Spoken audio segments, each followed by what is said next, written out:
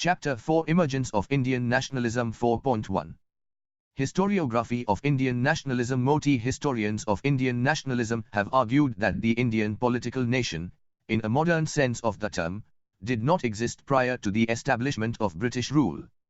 Whether or not such a nation lay unself-consciously embedded in Indian civilization and then gradually evolved through history is a point that nationalist leaders and historians have incessantly debated over.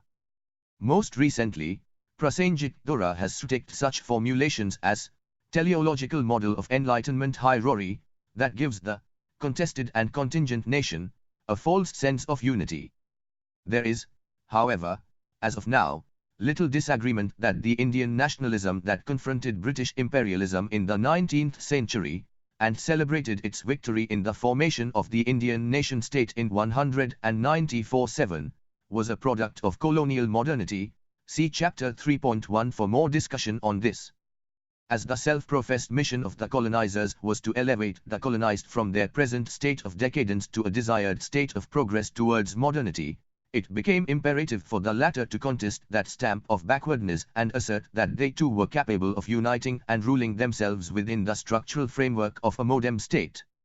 So the challenge of nationalism in colonial India was twofold: to forge a national unity and to claim its right to self-determination. India has been a plural society, everyone agrees, with various forms of diversity, such as region, language, religion, caste, ethnicity and so on. It was from this diversity that a nation was, in making, sick, to use the phrase of Surendranath Banerjee, one of the earliest architects of this modern Indian nation. Agreement among historians, however, stops here. How did the Indians actually imagine their nation is a matter of intense controversy and ongoing debate. At one end of the spectrum, Parth Chatterjee would argue that nationalism in India, which was assigned a privileged position by its Western-educated political leadership, was a different, but a http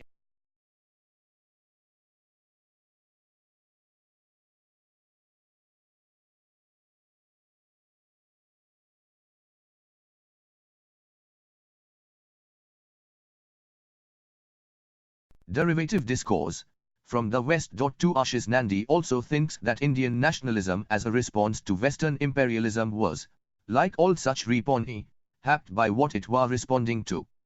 The alternative version of universalism rooted in Indian civilization and propounded by men like Rabindranath Tagore or Mahatma Gandhi, counter-modernist critic, of the Imperial West, was rejected by the Western-educated middle-class India. While the alternative vision could unite India at a social rather than political level by accepting and creatively using difference, the Indian nationalists accepted the Western model of nation-state as the defining principle of their nationalism.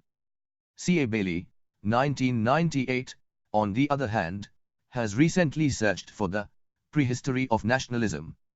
Indian nationalism, he thinks, built on pre-existing sense of territoriality, a traditional patriotism rationally led by indigenous ideas of public morality and ethical government. But how those regional solidarities were consolidated into a broader cultural notion of India through their encounter with colonial rule and with each other is an issue of vigorous contestation. There were various influences and various contradictions in that process, various levels and forms of consciousness. It is difficult to construct a one-dimensional picture out of this virtual chaos.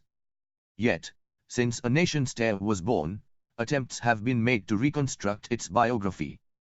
This does not of course mean that outside this grand narrative of the evolution of mainstream nationalism that asserted its dominance in the formation of the Indian nation-state, there were no alternative narratives of envisioning the nation.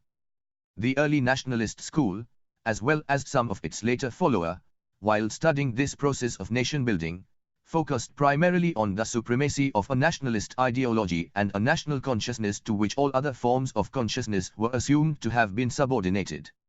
This awareness of nation was based on a commonly shared antipathy towards colonial rule, a feeling of patriotism and an ideology rooted in a sense of pride in India's ancient traditions. This school, in other words, ignored the inner conflicts within Indian society which among other things, led to its division into two nation-states and assumed the existence of nation as a homogeneous entity with a single set of interests. In opposition to this, a new interpretation emerged in the Anglo-American academia, and Rajak Ray has rather loosely labeled it as the neo-traditionalist school. For this new interpretation echoed the old imperialist assertion of authors like Valentine Cairol, that politicization of Indian society developed along the lines of traditional social formations, such as linguistic regions, castes or religious communities,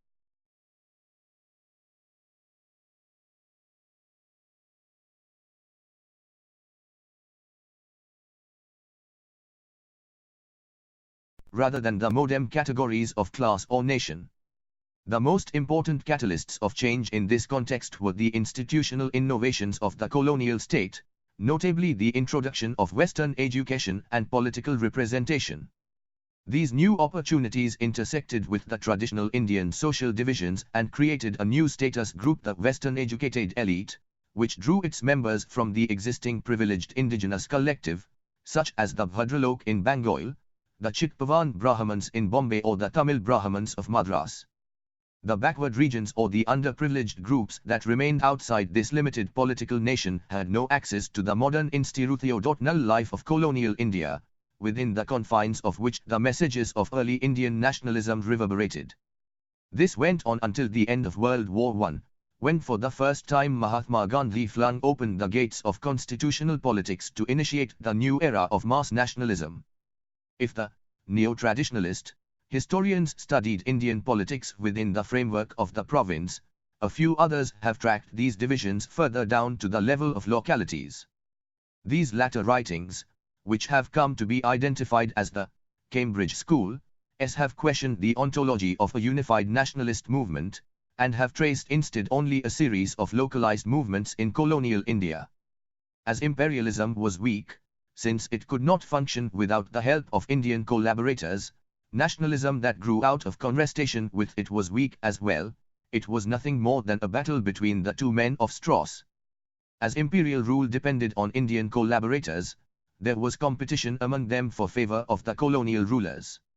This led to emergence of various interest groups, which started to expand their constituencies as the British introduced local self-government and electoral system to rope in more collaborators. The national movement was led by these self-seeking leaders entirely to pursue their narrow individual or clannish interests. Leaders at various levels were tied through patron-client relationships, and it was through these vertically structured loyalty networks that they bargained with the British for power and patronage. This school, in other words, completely derecognizes the role of a nationalist ideology and seeks to explain nationalist politics in terms of a competition-collaboration syndrome.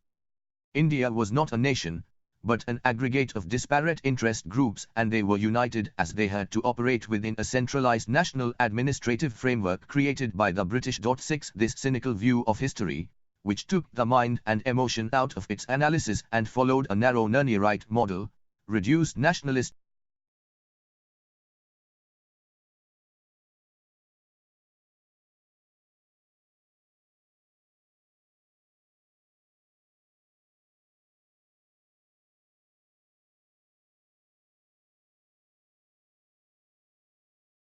to the state of animal politics, as Tapan Rai Chaudhuri has decribbed it. 7. The model of interpretation is, however, no longer subscribed to even by its one-time enthusiastic champions.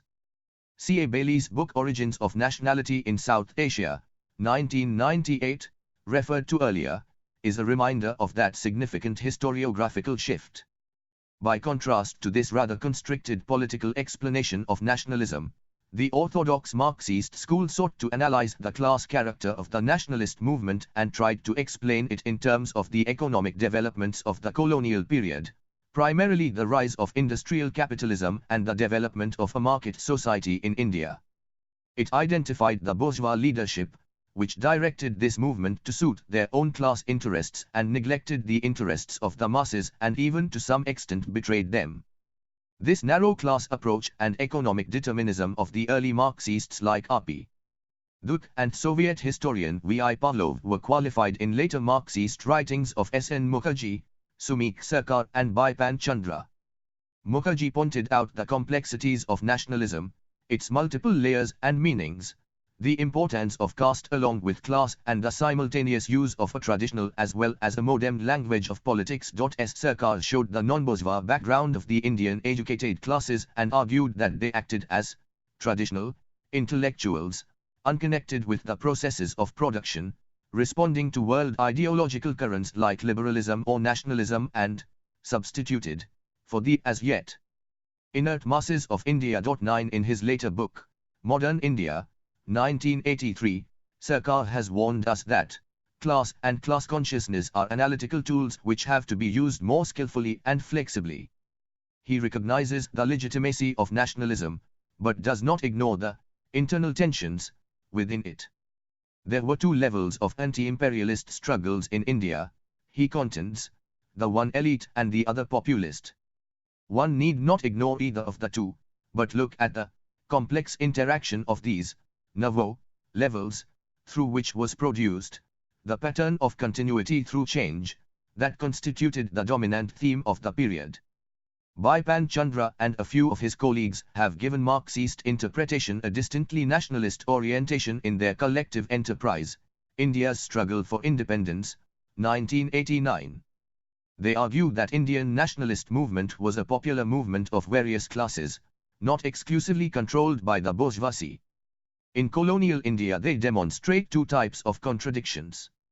The primary contradiction was between the interests of the Indian people and those of British rule, but apart from that, there were also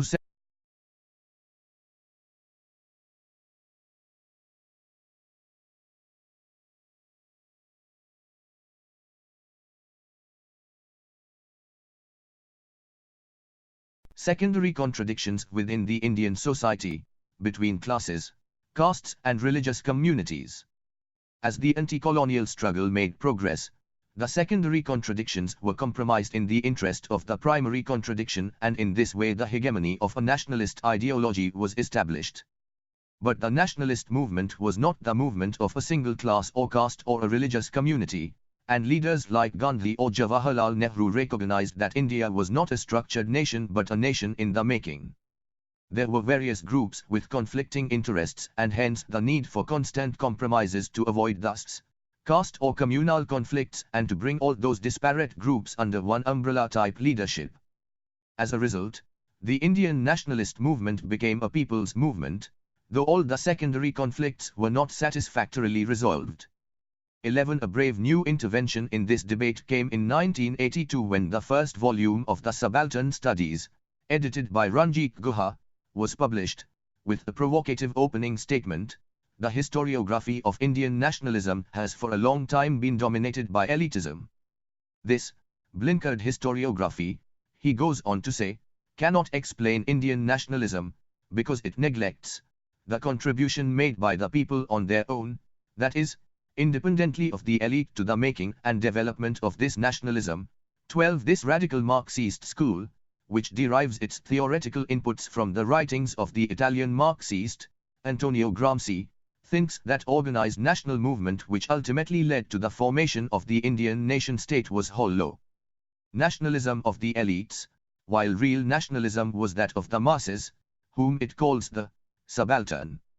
There was a structural dichotomy between the two domains of elite politics and that of the subalterns, as the two segments of Indian society lived in two completely separate and autonomous, although not hermetically sealed, mental worlds defined by two distinct forms of consciousness. Although the subalterns from rhyme to rhyme participated in political movements initiated by the bourgeoisie, the latter failed to speak for the nation.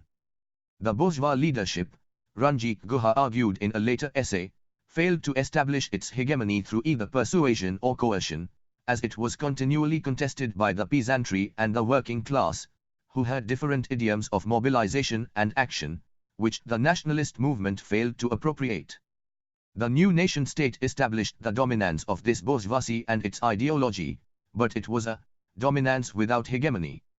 This particular historiographical strand has, however, undergone considerable shifts in recent years, with the focus moving from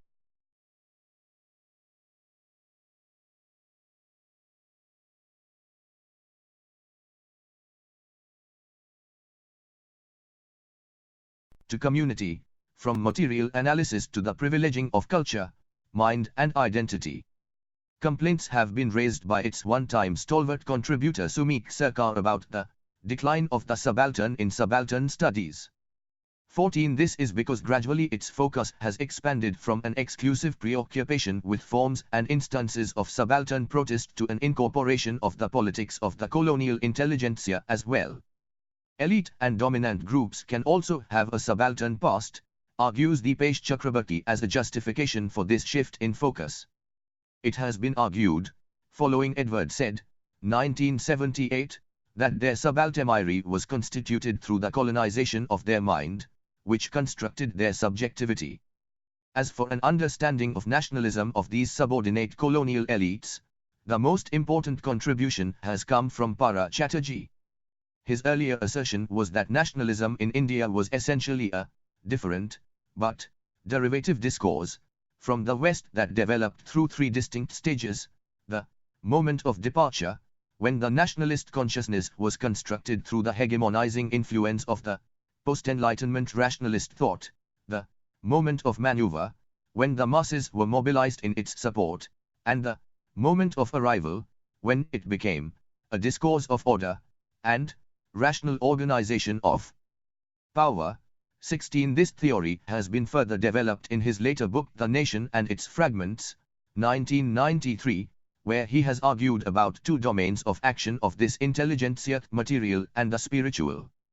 In the inner spiritual domain they tried to fashion a modern, national culture that is nevertheless not Western, and here they refused to allow colonial intervention. It was here that nationalism was already sovereign.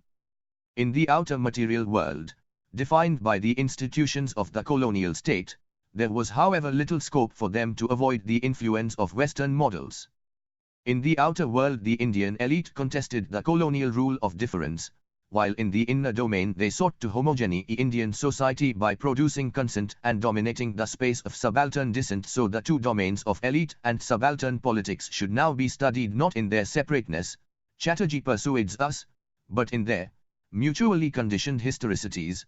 11. The subaltern view of nationalism, or what is now being described as a major strand in post-colonial theory, has witnessed further development in Gyan Prakash's most recent book Another Reason, 1999, where he has argued in partial revision of Chatterjee that here was no fundamental opposition between the inner sphere of the nation and its outer life as a nation-state. The latter was the farmer's existence at another, abstract level. 1. The fashioning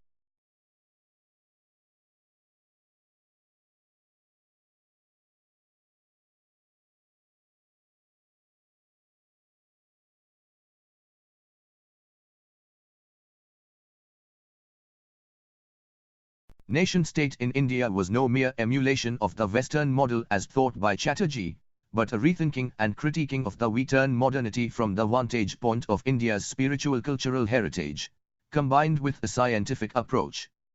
This state, as contemplated by leaders like Jawaharlal Nehru, would be guided by the Indian principles of ethical conduct that privileged collective good, and in this sense, it would not be a Western import.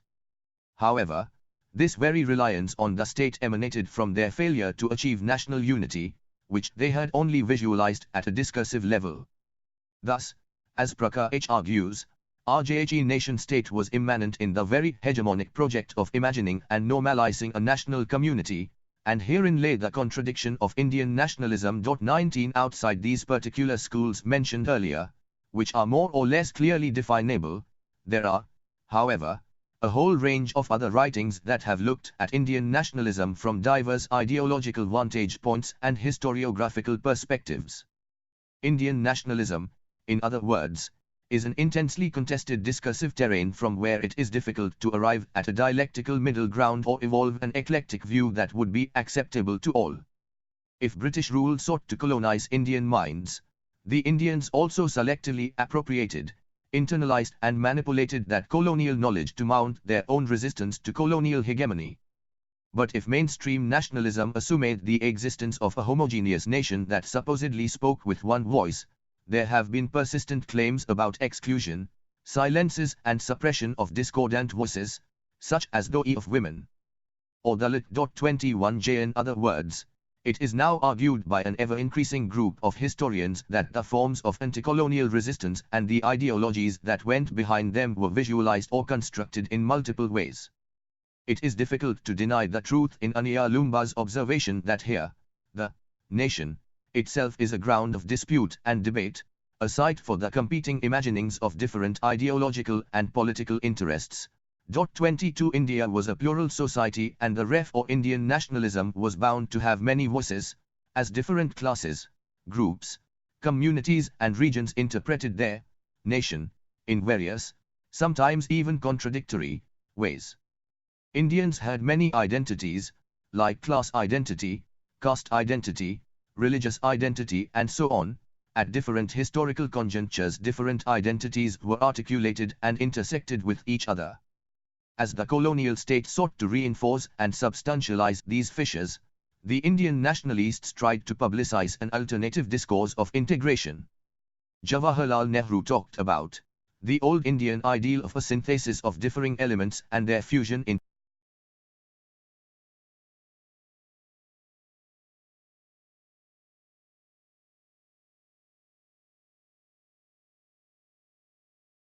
a common nationality.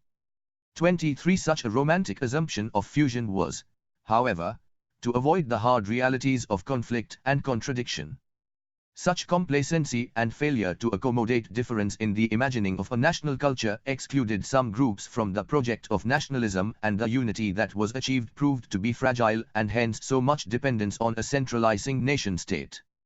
However, this critique need not take us to what Subta Bose and Aisha Jalal have warned us against, i.e., exulting over fragment, and sliding into mindless anti-statism. 24 Instead of denying the existence of the nation at an emotional level, we will consider it as a site of political contestation. The normalizing tendency of the mainstream nationalism notwithstanding, this dominant version of the nation was repeatedly contested from inside.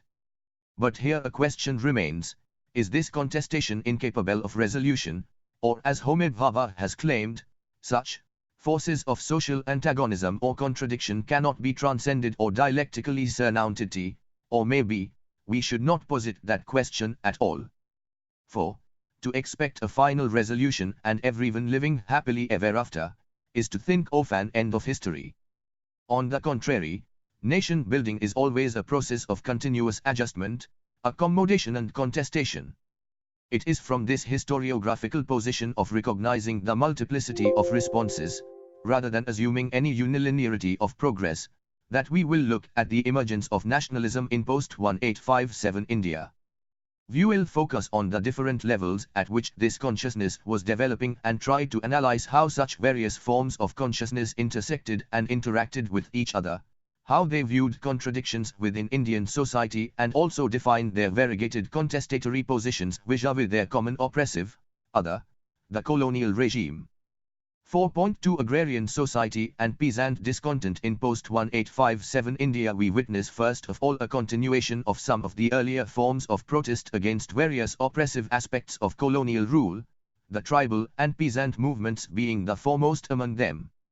We have already discussed various aspects of peasant ideology and their political consciousness, Chapter 3.2, many of these trends being present in the later period as well. But these later movements acquired some new features as well. First, we find in this period a greater awareness of colonial policies, laws and institutions among the peasantry, both tribal and non-tribal. And what is more important, some of them even embraced those institutions, the law courts for example, as an extended and legitimate space for venting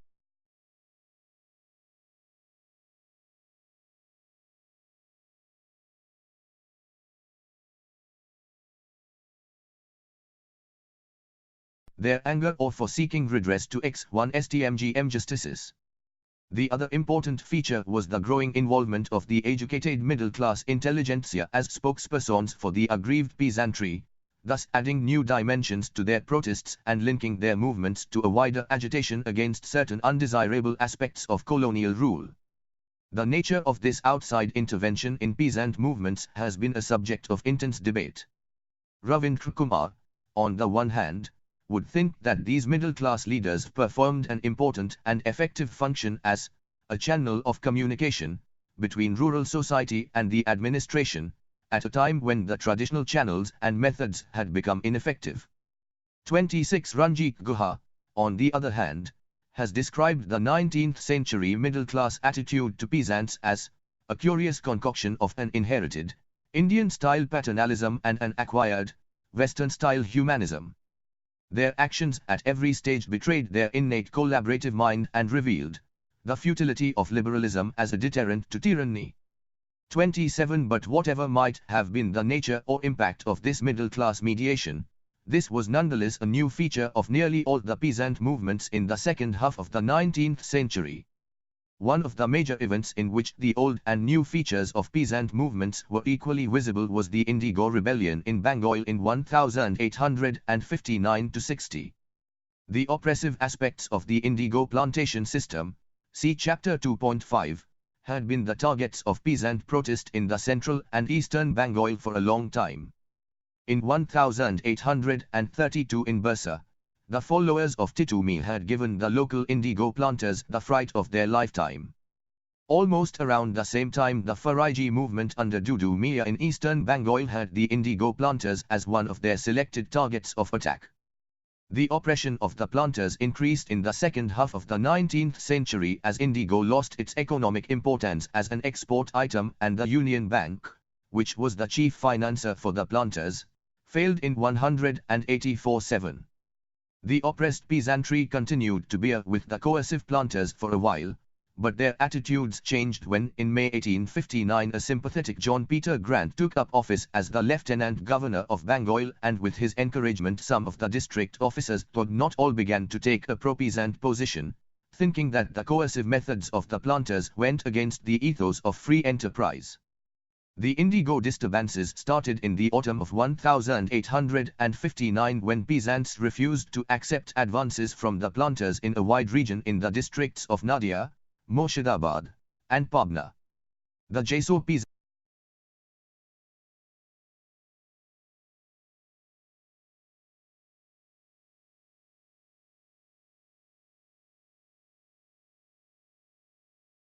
joined hands in the spring sowing season of 1860, by which time the entire delta region of Bengal had become affected. As the planters' men tried to coerce the peasants to sow indigo, they met with stiff resistance, and sometimes their Indian agents were subjected to organized social boycott. The substantial peasants and village headmen provided leadership. The local zamindars, who resented the European planters usurping their prime position of power in the country, often sympathized with the riots, sometimes even offering leadership, but soon they lost control of the situation. The panic-stricken pro-planter lobby in Calcutta had a temporary legislation passed in March 1860, compelling the peasants to fulfill their contractual obligations to sow indigo. The courts were flooded with such cases, and some of the overzealous magistrates forced the peasants to cultivate the hated crop. But Grant refused to extend the legislation beyond its life of 6 months and forbade the magistrates to compel peasants to accept advances to cultivate indigo.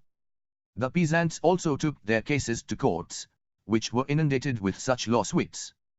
The movement at this stage turned into a no-rent campaign, and as the planters sought to evict their defaulting tenants, the latter went to court to establish their right as occupancy riots under the Rent Act X of 1859. In this whole episode, another important feature was the intervention of the educated middle classes and some of the European missionaries. Dinabandhu Mitra published in September 1860 a play in Bengali called Neel Darpan, literally, Blue Mirror, which depicted the atrocities of the indigo planters in the boldest possible color. The play was translated into English by the famous Bengali poet Michael Madhusudan Datta and was published by Rev. James Long of the Church Missionary Society to bring it to the notice of the liberal political circles in India and London. For this, Long was tried for libel in the Calcutta Supreme Court and was fined 1,000 rupees with a jail sentence of 1 month. His conviction enraged the Calcutta literati, as the Indian press, particularly the Hindu Patriot and Somaprakash, took up the cause of the indigo peasants, and the British Indian Association came to their side as well. Although their appeal was to the liberal political opinion among the imperial bureaucrats and it betrayed their unflagging faith in British justice system, these middle-class protagonists, however, succeeded in bringing the peasants' issue to the wider arena of institutional politics, and this resulted in a growing pressure on the planters to behave. By 1863, the movement was over, as by that time indigo cultivation, which was itself an anachronism before its dissolution began, had almost disappeared from Bengal.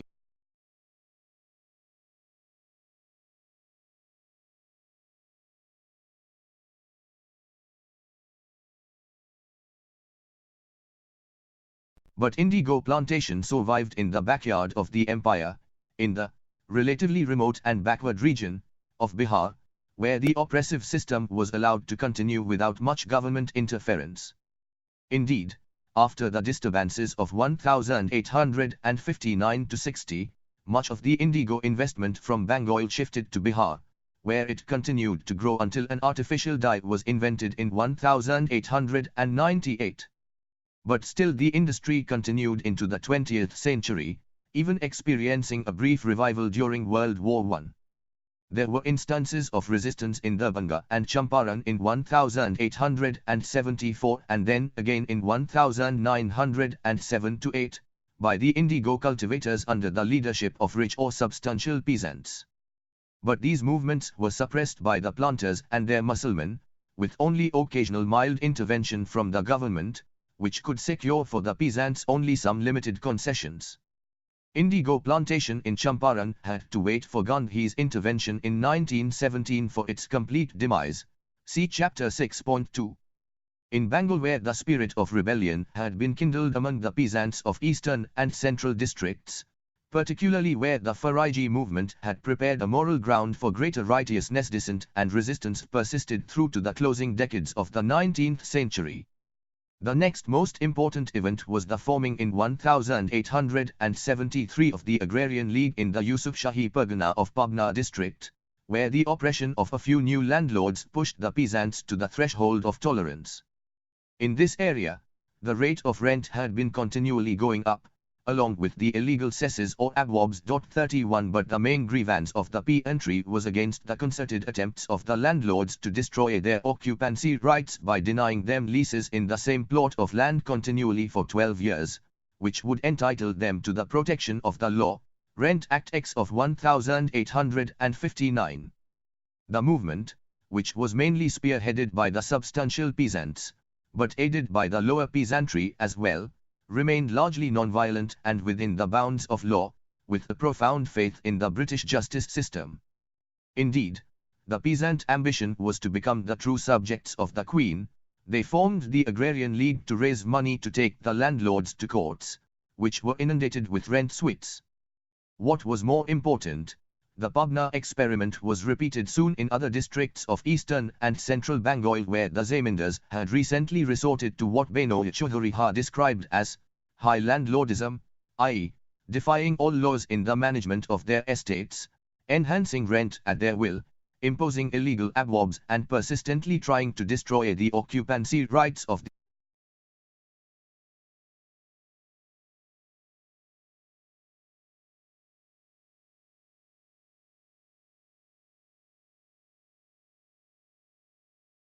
substantial peasants. Agrarian leagues came up in Decca, Mymensingh, Tripura, Bakraganj, Faridpur, Bogra and Rajshahi districts, where civil courts were choked with rent suits.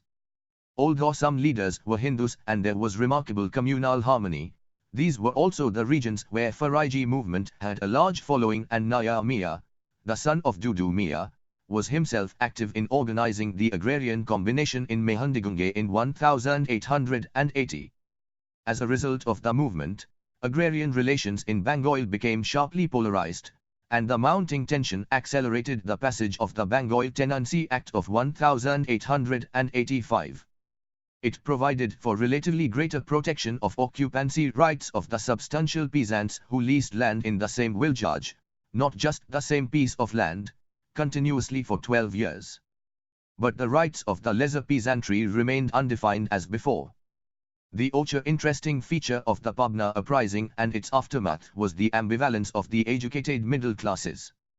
The Calcutta native press, which had been able to take an unequivocal position against the European planters, now was divided when the oppression of the indigenous landlords was under attack. The same Hindu patriot, along with the Amrita Bazar Patrika, took an overtly pro-landlord position, while Bengali and the Anglo-Indian press ridiculed them when their grandiose reports on peasant violence turned out to be mere landlord point propaganda.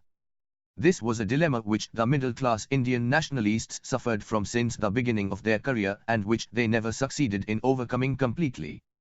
Peasant protest against landlord oppression was not confined to Bengal alone. The fight of the Mopla peasants against their Janmis continued in Malabar, see Chapter 3.2, while in Sitapur district of Awadh and in Mewar in Rajasthan peasants resisted rent enhancements and imposition of illegal cesses by their landlords in 1860 and 1897 respectively. Religion still played a large role in peasant rebellions as before. In Punjab, for example, the attempts to purify Sikhism led to the Kukar revolt in 1872. In all these regions, the tradition of peasant militancy continued into the first decade of the 20th century, ultimately merging into the larger Gandhian tradition of mass movement in 1921. This merger, of course, was not without its own tensions, given the perennial dilemmas of the middle-class leadership, see Chapter 6. In Maharashtra, on the other hand, the peasants had another enemy to fight against. Here they clashed head-on with their moneylenders. Although contemporary colonial officials and some recent historians have referred to these events of 187,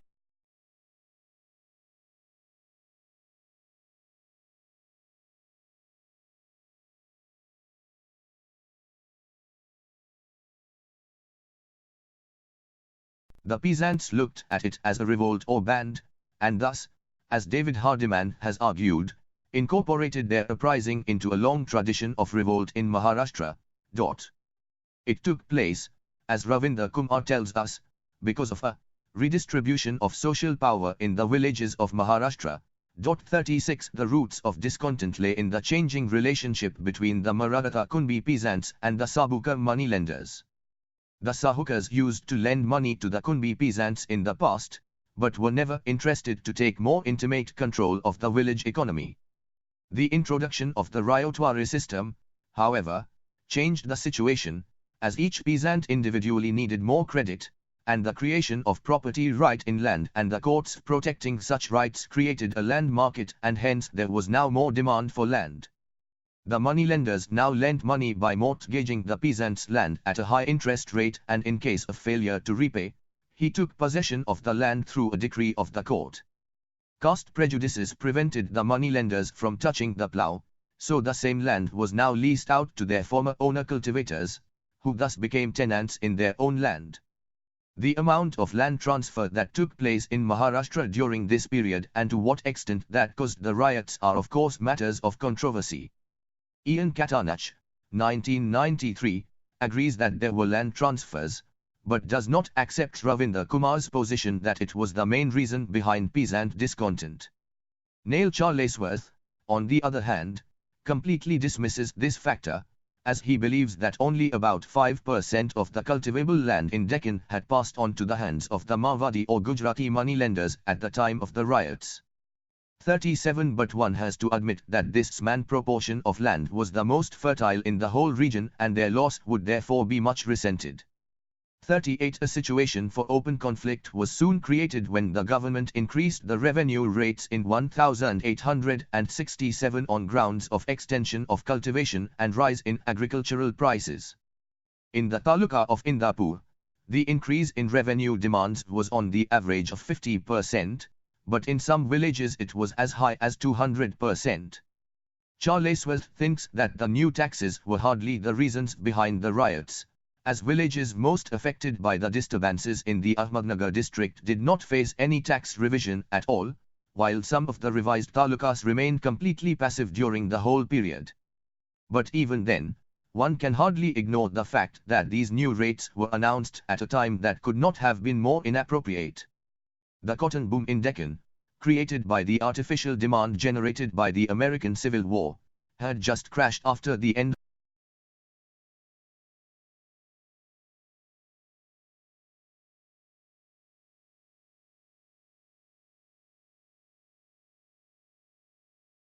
war. The peasants were impoverished and were bound to become hopelessly indebted. The rise in revenue in such a situation would inevitably increase panic. The Kunbis made appeals for a revision of the new rates, but their traditional leadership had been completely out of touch with the new institutions and their novel demand for a new rational and legal language of communication. The Pune Sarvajnik Sabha, the new association of the middle-class intellectuals, now intervened and presented in 1873 a report, or a case for a revision of the revenue rates. It also sent volunteers to the villages to arouse the Kunbi peasants against the new rates. Pressurized by this, Ravinder Kumar argues, the Bombay government now granted a major concession, that in case of a failure to pay revenue, first the movable properties of a peasant would be attached.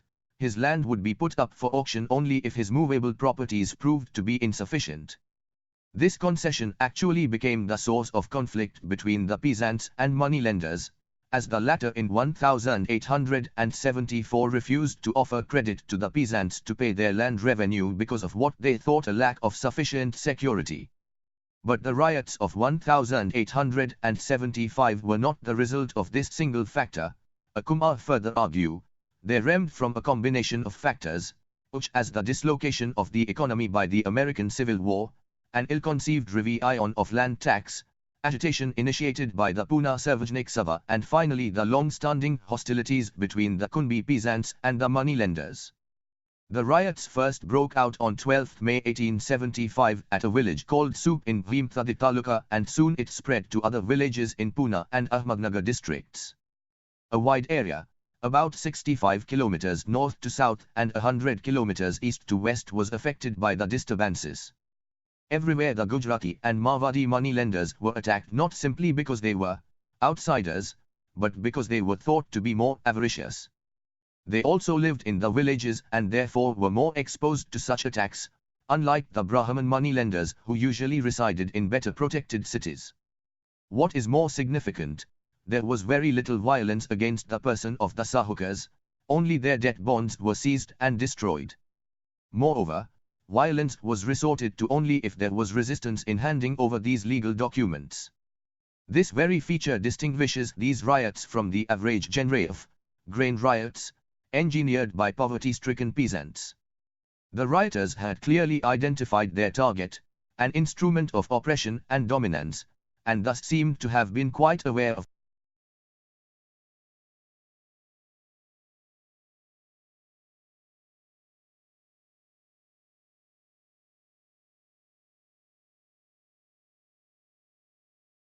framework of power relations within which they had of late found themselves locked in.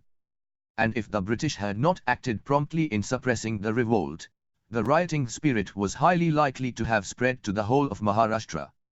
The Bombay government acted promptly in preventing the recurrence of such rioting. The peasants were protected against such future land grabbing through the Deccan Agriculturists' Relief Act of 1879. What is important, however, is the fact that in the second half of the 19th century and in the first half of the 20th, such occurrences of peasant protests against moneylenders were quite common throughout India, as colonial rule had significantly altered the relationship between the two groups in the political economy of the village. And everywhere we find similar patterns of peasant behavior, i.e., little violence against persons, but destruction of the legal debt bonds of the moneylenders.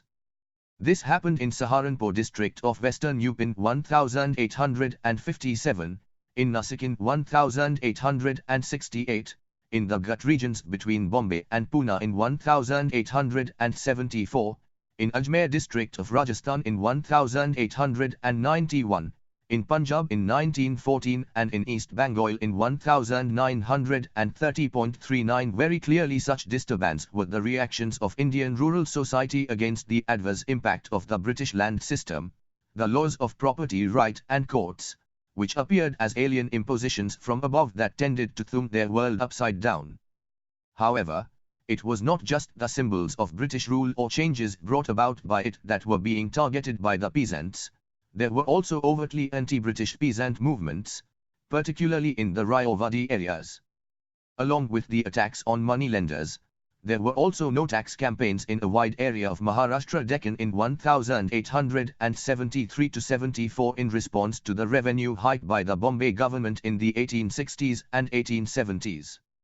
Although the government on this occasion offered some concessions, it refused to tone down the built-in inflexibility of its tax system.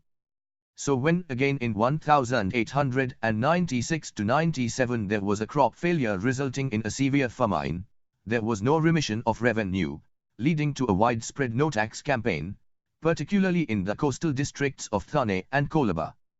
In Khandesh and Dharwar districts, the Sahukars refused to pay the land tax as there was a harvest failure, and the peasantry withheld payment of all taxes. One of the major features of the movement, as Hardiman notes, was its strength in relatively more prosperous regions which were least affected by the famine. This was an agitation of landlords and rich peasants, while the mediation of the urban leadership from Bombay and Pune played a significant role too, inviting strong-arm tactics from the government. By the end of 1800,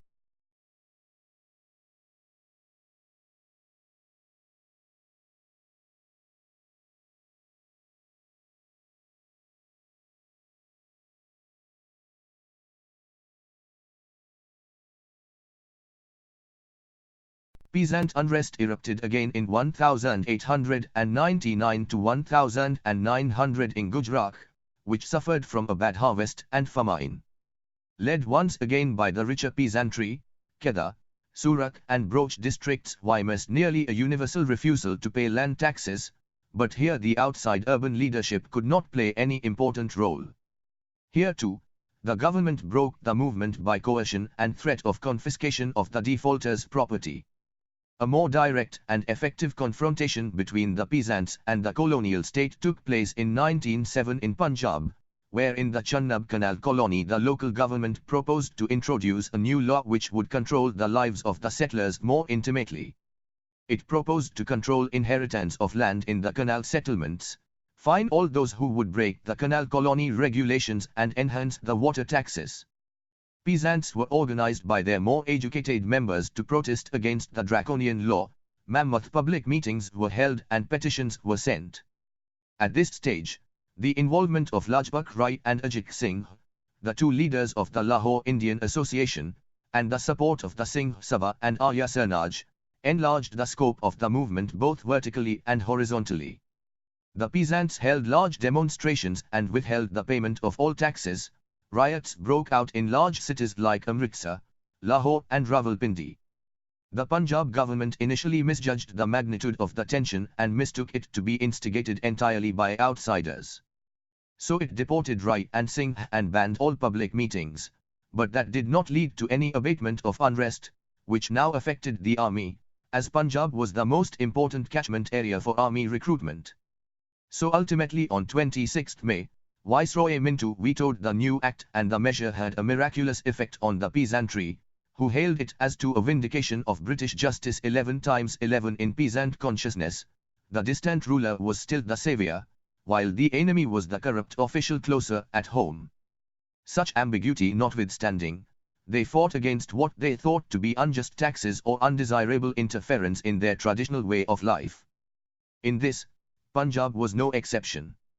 No tax campaigns were reported in this period from different parts of India, from Awadh in the north in 1879, from Kamba estate in Gujarat in the west in 1890, from Tanjore district in the south in 1892-93 and from Assam in the northeast in 1893-94. Along with the unrest among the settled agriculturists, the earlier tradition of millenarian movements among the tribal peasants also continued well into the post-1857 period. A major example of this tradition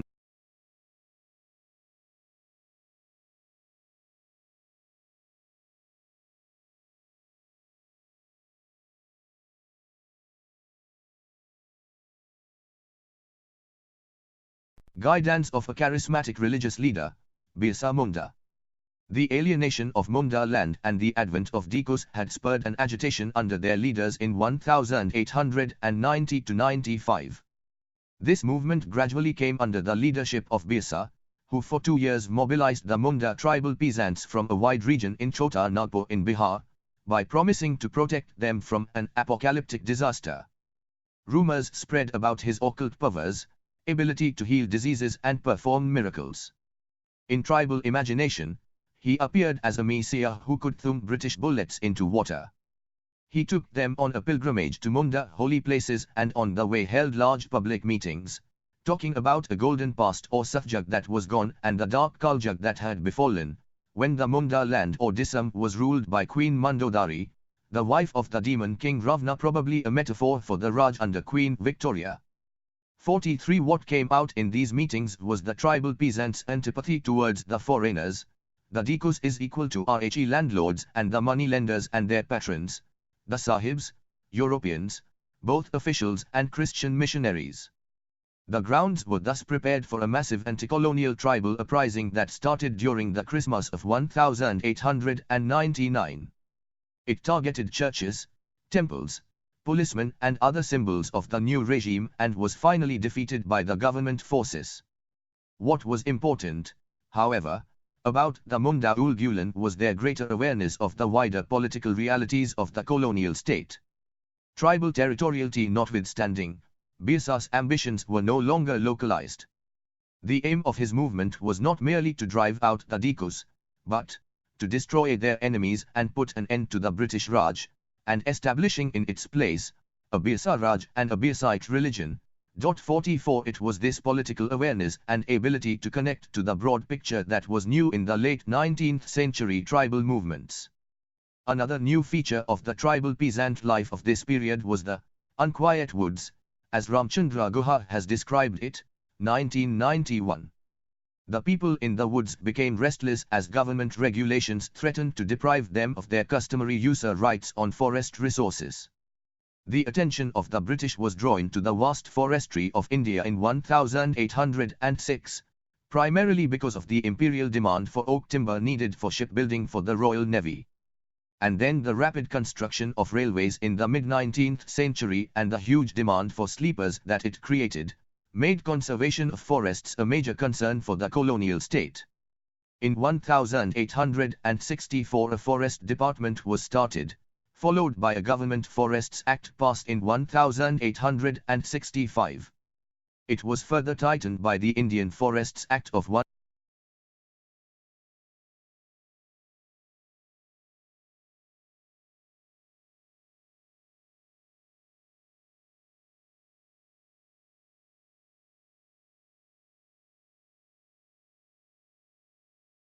Which established complete government monopoly over Indian forest lands. Needless to say, this imperial need to reserve forests for commercial timber production went against the previous unhindered customary user rights of the tribal peasants and impinged on their principal sources of livelihood. The Act divided the forest lands in India into 3 categories: reserved, protected, and unclassified. The reserved forests were under complete government monopoly where felling of trees was totally prohibited. From the protected forests the traditional right holders could collect timber for personal use, but not for sale. Initially they could do it free of cost, but gradually the government imposed and then enhanced user charges. By 1900, 20% of India's land area had come under government forest administration, which not only redefined property rights there, but also threatened the customary ecological balance. This change imperiled 2 groups of tribal peasants, the hunter-gatherers and those who depended on jum/and cultivation, and their resistance to forest laws became endemic in the second half of the 19th century in practically all parts of India. To give a few examples, commercial forestry and the game laws that accompanied it, prohibiting subsistence hunting, threatened the Chenchas of Hyderabad with virtual extinction and they took to banditry. On the other hand, the Begas of central India, the Hill Reddys of Hyderabad and the Bison Marias of Basra continued with their hunting rituals in defiance of the laws. The government attempted to stop cultivation, because it was considered to be a primitive method of agriculture and against the interests of commercialization of forests, but these attempts met with various kinds of resistance. The beggars often migrated to neighboring areas, thus depriving the government of a useful source of labor. Sometimes, they refused to pay truces or defiantly resorted to shifting cultivation in prohibited zones. The Saura tribal of the Ganjam Agency, on the other hand, often got involved in frontal confrontation with the state by clearing reserved forests for them and courting arrests for the violation of laws. 46. The state monopoly and commercial exploitation of forests also brought outside intruders into the tribal territories, many of whom used a considerable amount of coercive power to exploit the tribal peasants. This situation in turn brought stiffer resistance, as it happened in the Gudem and Rampa hill tracts of Andhra Pradesh, inhabited by the Koya and Konda Dora tribes. The first few rebellions or Icharis in this region between 1839 and 1862 were initiated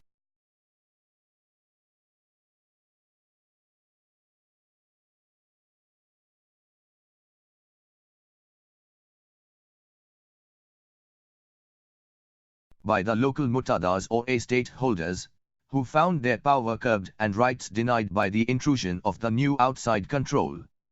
However, in the late 19th century some other changes took place that brought the masses of tribal peasants into the Rampa rebellion of 1879. As the commercial use of forestry began, and the construction of roads opened the hills to commercial penetration, traders and sahukas from the plains came to the mountainous regions and gradually took hold of tribal lands by confiscating properties of the indebted peasants and mutadas. The prohibition of shifting cultivation, podu, restrictions on the use of forest resources and a new tax on toddy tested the tolerance levels of the peasants and they looked to the Ranadas for leadership. The fishery broke out first in Rampa in March 1879, and then spread to the neighboring regions in Gudem. The major targets of attack were the Mansabdars, the British and their police stations and the trader contractors from the plains. The leadership was provided by the mutadas, but in many cases this elite participation was secured by mass pressure and arm twisting. The villagers supported the rebels in many ways as they were in general opposed to the government, but the fishery of 1879–80, as David Arnold argues, never took the form of a mass uprising or jacquerie, for mass participation was neither required nor necessary, as the goal of the rebels was only to cleanse the hills of outsiders, and not to take their rebellion beyond their demarcated territory. 47. The British armed intervention restored order in the region by December 1880, but Firuri was revived again 6 years later in 1886 in Gudem, when religion played a significant role, giving it the character of a messianic or millenarian movement. The tradition of Firuri survived in the hills of Gudem and Rampa, but by the 1920s it was seeking to extend to the outer world by trying to connect itself to the wider tradition of Gandhian mass movements, see Chapter 6.3. In the princely states too, where the local rulers tried to enforce restrictions on shifting cultivation, the tribal peasants resisted such efforts. The Marias and Murias of Bastar in 1910 openly attacked the police stations and killed foreigners and could be brought under control only when a British army contingent was called in. The tribal peasants on the fringes of settled agricultural areas were affected equally by forest laws. This was particularly true in the hill areas where terraced farming predominated, accompanied by animal husbandry as a substitute source of income. Such deprivation obviously brought resistance in various forms. In Madras Presidency, for example, forest crimes increased manifold. In Travancore,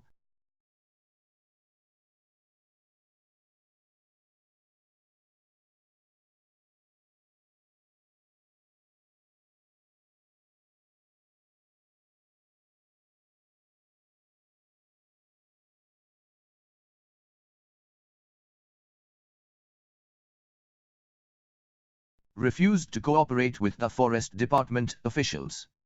In the Thane district of coastal Maharashtra the protest took a violent turn, while in the jungle Mahale in Midnapur district of Bengal, the Santal peasants looted village markets and fisheries.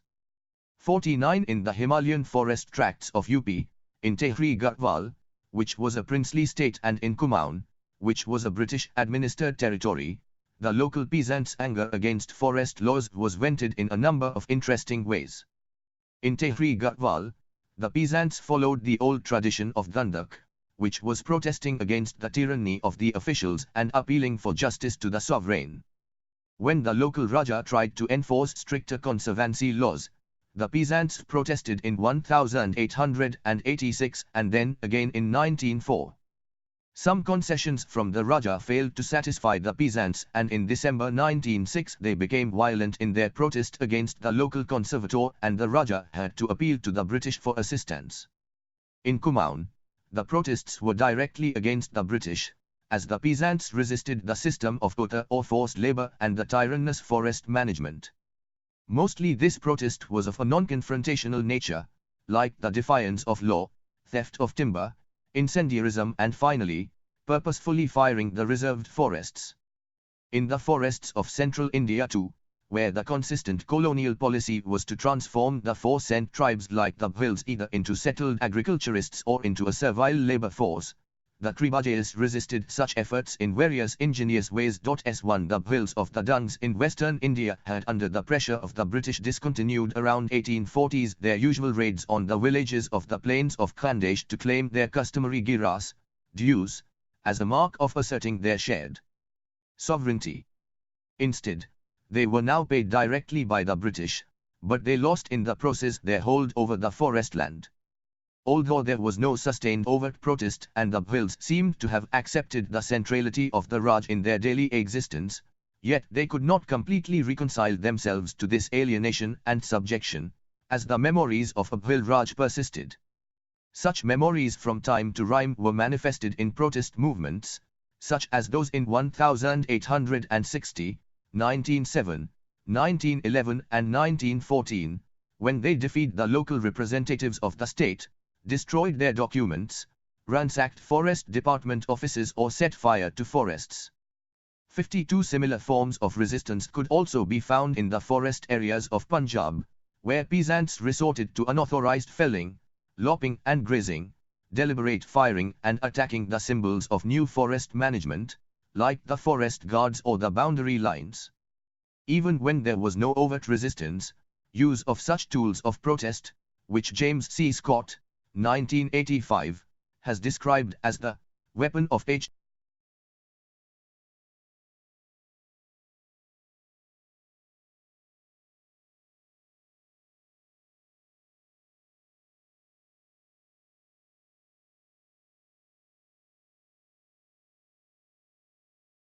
The weak have not been uncommon in peasant history. Absence of direct violent resistance, therefore, did not always mean a general approval of an unalterable world order. And when protests did occur, the colonial government often showed a patronizing attitude towards the wild tribes stereotyped as the noble savage, who were believed to be honest, sincere, brave, but simple folk, who could be easily manipulated by the deceitful plains people. So when rebellions occurred in the hills, these were often looked at as instigated by outsiders, and the rebels were sometimes depicted as naughty boys making a disturbance in the schoolroom when they believed the schoolmaster's attention was momentarily diverted. But the rebellions were suppressed ruthlessly nonetheless, as they posed challenges to colonial mastery and were likely to be taken advantage of by the nationalists.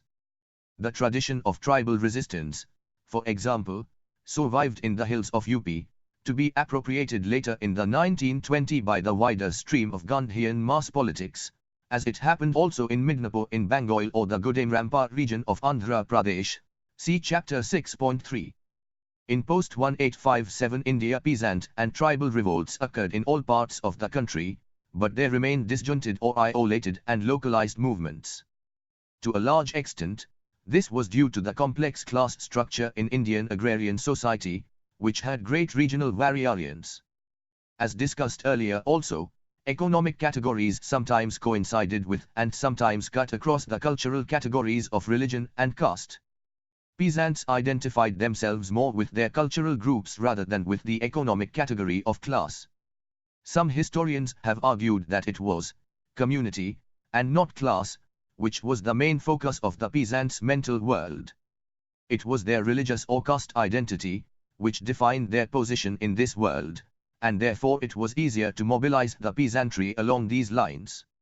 Sometimes class and community organizations converged in rural societies, particularly when religious or ethnic boundaries neatly coincided with class cleavages. Peasant mobilization was easier in such situations, but it would become problematic when class and cultural divisions cut across.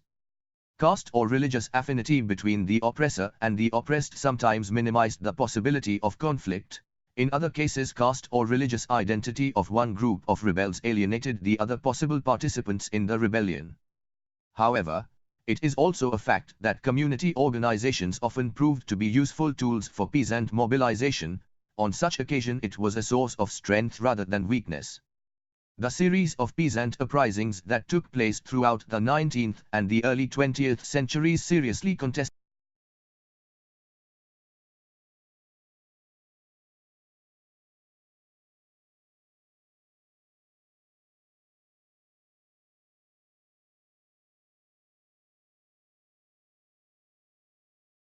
hegemony of the colonial state.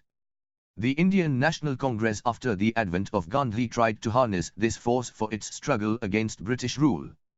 But Ranjit Guha has argued that peasant movements of the earlier period should not be looked at as the prehistory of the freedom movement. They have a history of their own. 56 As we have mentioned earlier, controversies exist over the question of leadership or about the connections between the two levels of politics, that of the elites and the subalterns.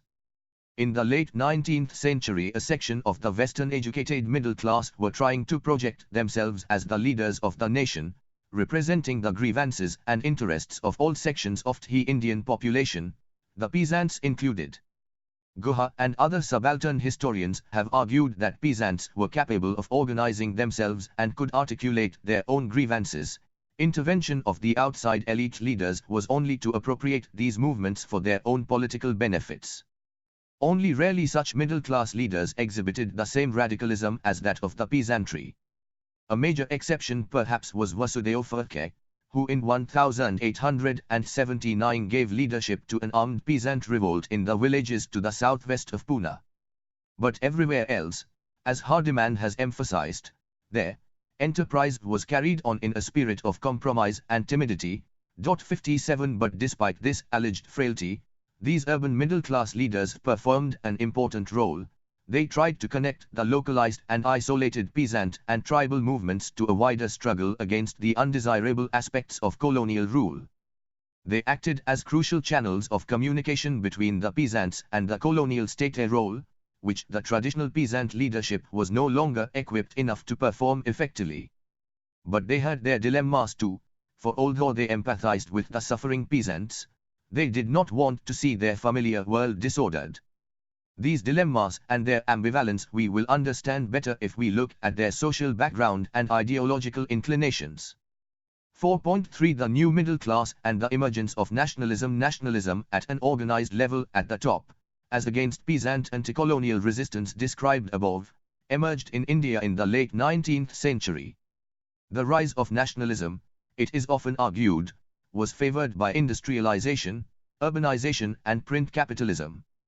And nationalism in the developing world of Asia and Africa, as Benedict Anderson, 1983, tells us, is supposed to have followed one or the other model developed in the West.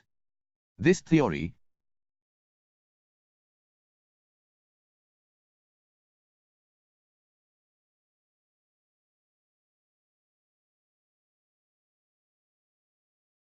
intellectual agency to the people of Asia in shaping their own history, has recently come under criticism from a wide variety of ideological positions.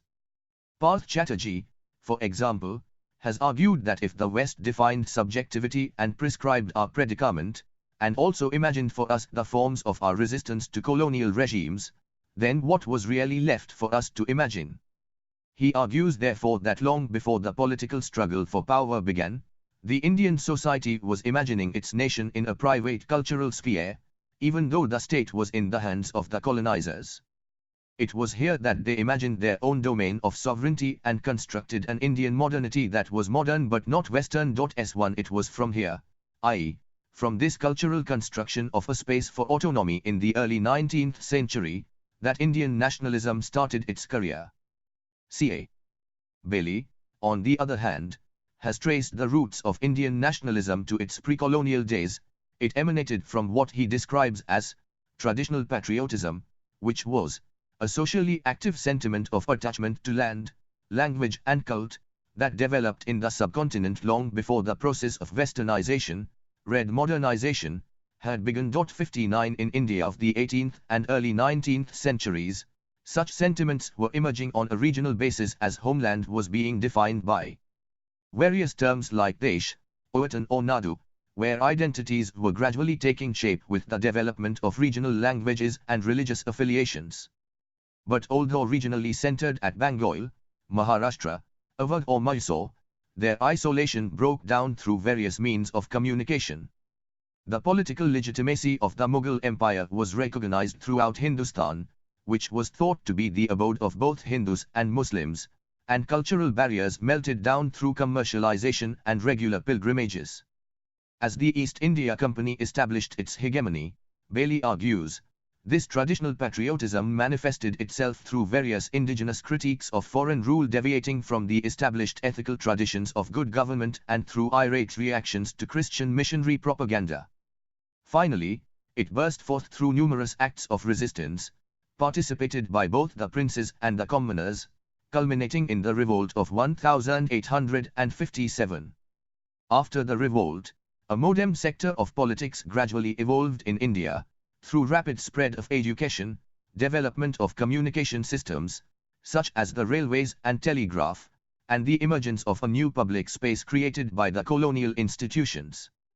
Although old patriotism did not completely die out during this period, it was significantly reworked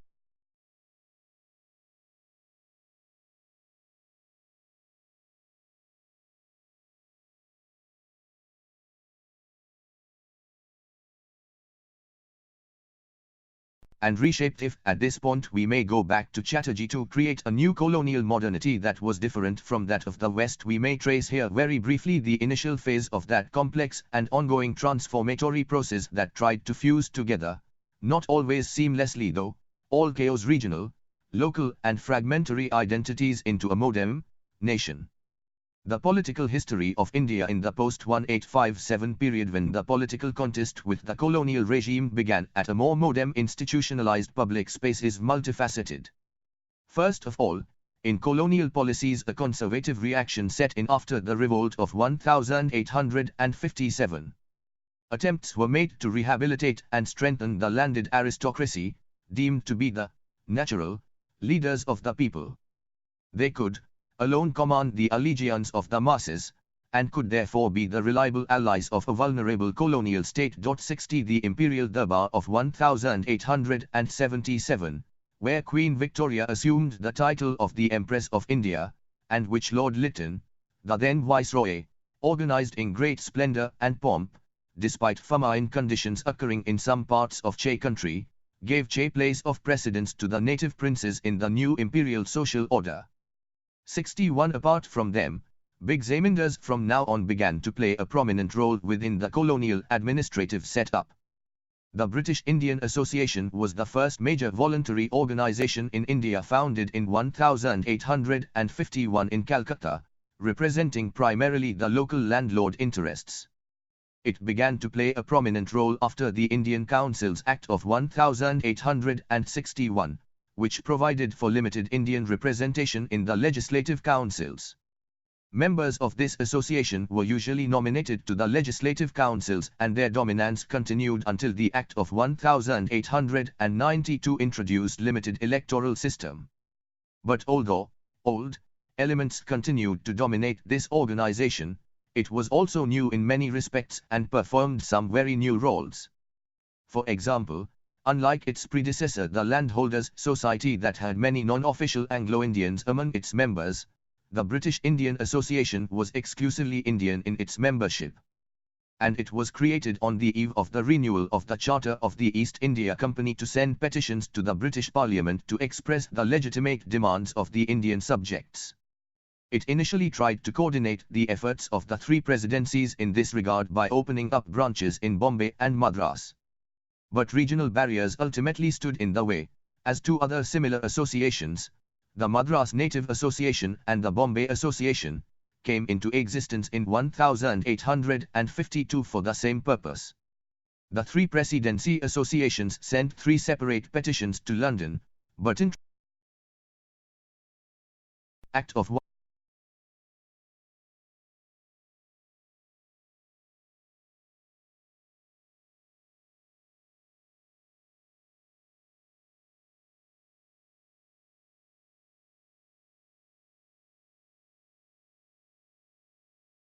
all of them made almost identical demands. What they wanted was a greater participation in the administration of their own country, and what they complained against were the perplexing, dual system of government, expensive and incompetent administration, legislations unresponsive to the feelings of the people, high taxation, salt and opium monopolies, and the neglect of education and public works. They were not against British rule as such, but felt, as the Calcutta petition made it clear, that they had not profited by their connection with Great Britain, to the extent which they had a right to look for. 62 Thus, the educated members of the landed gentry who headed these associations were contributing to the evolution of a modern sector in Indian politics. But their agitation over charter was treated with almost contemptuous indifference by the authorities in London. As Malhotra tells us, the new Government of India Act of 1853 incorporated none of their demands. For, ironically, it was not the educated Indians, but the uneducated and uninformed that the Raj was expecting its gravest danger from. 63 This official assumption of an unquestionable loyalty of the landlords and educated Indians was premised on the latter's self-professed faith in the providential nature of British rule and their scornful attitude towards the peasant rebellions of the first half of the 19th century and later disapproval of the revolt of 1857. But this was a misconception, to say the least. For behind this loyalism there was also a growing awareness of the ignominy involved in their state of subordination. The unabashed show of loyalty by the Calcutta literati during the revolt of 1857 also came with a sense of dilemma. As the Hindu Patriot wrote in an introspective editorial, this loyalty springs nearer from the head than from the heart. It was from the early 19th century that the Calcutta intellectuals had begun to criticize what they considered to be certain undesirable aspects of colonial rule. Ram Mohan Roy started a modest constitutional agitation on such demands as the separation of powers, freedom of the press, trial by jury and the Indianization of the services, 65 many of these issues being later taken over by the members of the Young Bengal. In 1841, at a meeting of the short-lived Deshahikashini Sabha, Society for the Amelioration of the Country, a young Darosian, Sarada Prasad Ghosh noted with angst that, our deprivation of the enjoyment of political liberty is the cause of our misery and degradation. The precocious image of an empire based on interracial partnership nurtured by an earlier generation of Dwarkanath Tagore, was ruthlessly shattered by the controversy over the so-called Black Acts.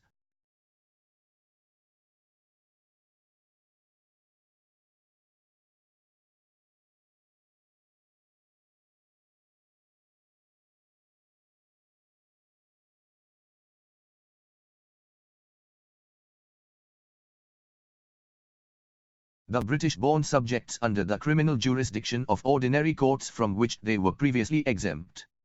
The Act was passed in 1850, but was put on hold for fear of a white rebellion. The controversy around it, however, drove a wedge between the two racial elements in colonial society. The same year, despite united protests from the Hindus of Madras, Nagpur and Calcutta, the government went ahead with the Lakes Loci Act, which gave the Christian converts the right to inherit their ancestral properties. The act, the Hindus widely believed, would open floodgates to Christian conversion. The growing racial tension, threat of conversion and the reforming zeal of the Bentamite administrators made the educated Indians stand back and have a hard look at their own culture. This resulted in a process, which Bernard Cohn, 1987, has described as the objectification of culture, with the educated Indians defining their culture as a concrete entity that could easily be cited, compared, referred to and used for specific purposes. This new cultural project, which partly manifested itself through the social and religious reforms of the 19th century, see Chapter 3.1, was encoded in the word Renaissance. Its purpose was to purify and rediscover an Indian civilization that would be conformant with the European ideals of rationalism, empiricism, monotheism and individualism. It was meant to show that Indian civilization was by no means inferior to that of the West, but in one sense, in its spiritual accomplishments, was even superior to it. Evidence of this search for a superior national culture could be found in the development of a patriotic regional literature in Bangla, Marathi, Tamil, Telugu and Hindi, in the evolution of new art forms, in the search for purer forms of classical music and in the construction of new ideals of womanhood. All of these were projected as modern, but were predicated upon the spiritual superiority of the Indian past. In other words, as already mentioned, this movement was meant to fashion a modern, national culture that is nevertheless not Western. 67. This sense of pride in the spiritual essence of Indian civilization, as opposed to the material culture of the West, not just helped Indians reorganize and sanctify their private spheres of life, its ideological inspiration also motivated them to confront the colonial state in a newly emerging public space. This, in other words, provided the ideological foundation of modern Indian nationalism that developed in the late 19th century. This ideology was, of course, not without contradictions, as the sense of pride in the spiritual heritage was often reduced to an uncritical and obscurantist defense of all customs and practices.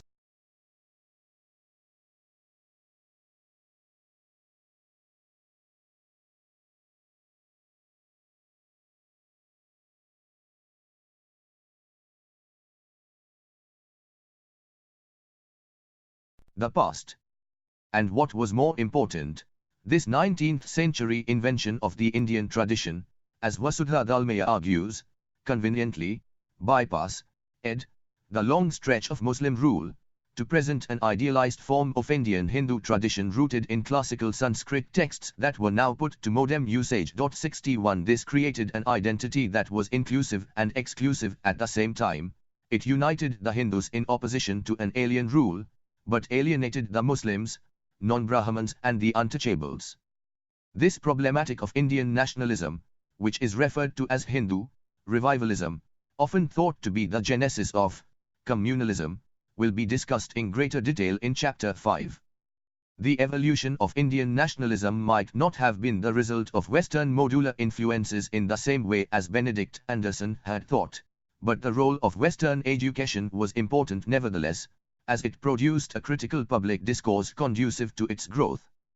If this education was designed to colonize the mind of the Indian intelligentsia and breed in them a sense of loyalty, the latter also selectively appropriated and manipulated that knowledge of domination to craft their own critique of colonialism. But this critical consciousness was unevenly shared by groups of Indians. As education itself had an extremely uneven growth, higher education began to grow rapidly in India after universities were established in the three presidencies in 1857 and education became a free enterprise in 1882. The number of students in arts and professional colleges grew fourfold, from 4,499 in 1874 to 18,571 in 1894.69. The total number of students under instruction was a little over 4 million in 1896 to 97. The number more than doubled by 1920.10, but this growth was highly uneven, and obviously it had a bearing on the uneven development of political consciousness in the various regions of India. The three coastal presidencies of Bengal, Bombay and Madras, as the available statistics suggest, witnessed wider expansion of education than the heart of North India, then constituted into three provinces, i.e., the northwestern provinces and Awadh, Punjab and the central provinces. Within the presidencies again, certain communities were more advanced than the others were. In Bengal, higher education was monopolized by the Bhadralok belonging mainly to the three higher castes of Brahman, Kayastha and Bedya. In Bombay it remained mostly confined to Chitpavan Brahmins and the Parsis, in Madras, among the Tamil Brahmins and the Iyangars.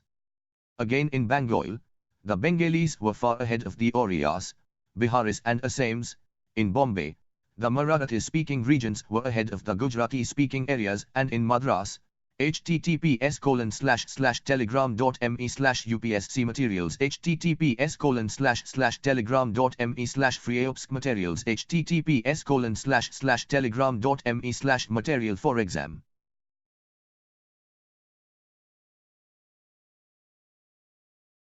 Emergence of Indian nationalism. 211 The Tamil-speaking areas surged ahead of the Telugu and Malayalam-speaking regions. And in general, the Hindus were far ahead of the Muslims, and among the Hindus, a significant proportion of the lower castes and untouchables remained excluded from education. Those who went for higher education were coming from the middle or declining gentry whose income from land was dwindling, forcing them to look for subsidiary sources of income. For them government employment was the obvious choice, but in this sector, where the domination of the Europeans and Eurasians was quite palpable, Indians were confined only to subordinate positions and were poorly paid. Independent professions, like teaching, engineering, medicine and above all the legal profession became their next desirable option, but here too supply soon outstripped demand. The situation described above undoubtedly created frustration and, as Anil Seal argued, engendered a spirit of increasing competitiveness between various groups and regions. 71 But nationalism did not grow out of material frustration alone, and to say that competition forestalled unity is to simplify a much more complex scenario. Obviously, the differential growth of education impacted on the level of political activities in different regions, i.e., the presidencies with higher level of education were politically more articulate than the provinces. But this happened because Western education here exposed many more students to a variety of ideological influences that helped create a critical discourse that held the colonial state under stringent scrutiny. If English education was introduced initially to inculcate a spirit of loyalty, see Chapter 3.1, and it also exposed Indians, to quote A.R. Desai, to the rationalist and democratic thought of the modern West. 73 These ideas came to constitute an ideological package, which Deepesh Chakrabarti has called political modernity, consisting of such concepts as citizenship, the state, civil society, public sphere, human rights, equality before the law, the individual, distinctions between public and private, the idea of the subject, democracy, popular sovereignty, social justice, scientific rationality, and so on. 7 Not that the colonial regime offered all these to its subjects, but they were projected as ideal milestones on the road towards progress. The educated Indians now deployed these same ideas to construct their own critique of an autocratic and arrogant colonial state, and mixed with an emotional patriotic belief in the superiority of Indian culture and civilization, this helped them to formulate conscious theories of nationalism. The Hindu patriot in June 1857 described the Indian as strong enough, in mind and knowledge to assert his right of citizenship. 75 In July 18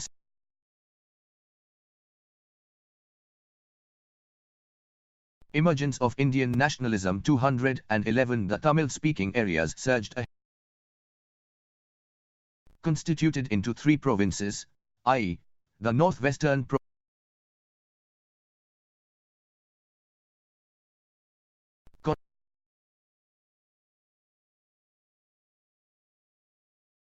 210 From PLASSEY to Partition. The past. And what was more important, this 19th century invention of the Indian tradition, as Vasudha Dalmia argues, conveniently bypass the long stretch of Muslim rule, to present an idealized form of Indian Hindu tradition rooted in classical Sanskrit texts that were now put to modern usage. 61 This created an identity that was inclusive and exclusive at the same time. It united the Hindus in opposition to an alien rule, but alienated the Muslims, non-Brahmins and the untouchables. This problematic of Indian nationalism, which is referred to as Hindu revivalism, often thought to be the genesis of communalism, will be discussed in greater detail in Chapter 5. The evolution of Indian nationalism might not have been the result of Western modular influences in the same way as Benedict Anderson had thought, but the role of Western education was important nevertheless, as it produced a critical public discourse conducive to its growth. If this education was designed to colonize the mind of the Indian intelligentsia and breed in them a sense of loyalty, the latter also selectively appropriated and manipulated that knowledge of domination to craft their own critique of colonialism.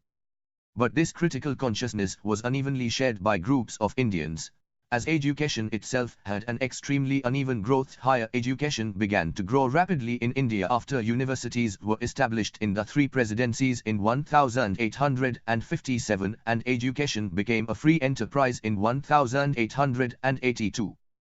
The number of students in arts and professional colleges grew fourfold, from 4,499 in 1874 to 18,571 in 1894.69. The total number of students under instruction was a little over 4 million in 1896 to 97. The number more than doubled by 1920.10, but this growth was highly uneven, and obviously it had a bearing on the uneven development of political consciousness in the various regions of India. The three coastal presidencies of Bengal, Bombay and Madras, as the available statistics suggest, witnessed wider expansion of education than the heart of North India then constituted into three provinces, i.e., the northwestern provinces and Awadh, Punjab and the central provinces. Within the presidencies again, certain communities were more advanced than the others were.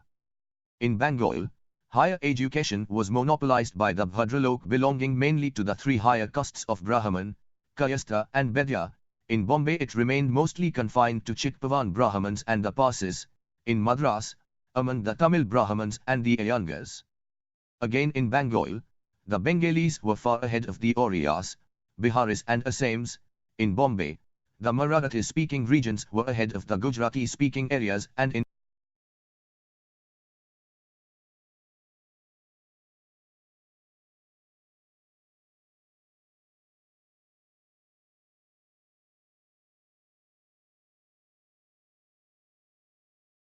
the Tamil-speaking areas surged ahead of the Telugu and Malayalam-speaking regions. And in general, the Hindus were far ahead of the Muslims, and among the Hindus, a significant proportion of the lower castes and untouchables remained excluded from education. Those who went for higher education were coming from the middle or declining gentry whose income from land was dwindling, forcing them to look for subsidiary sources of income.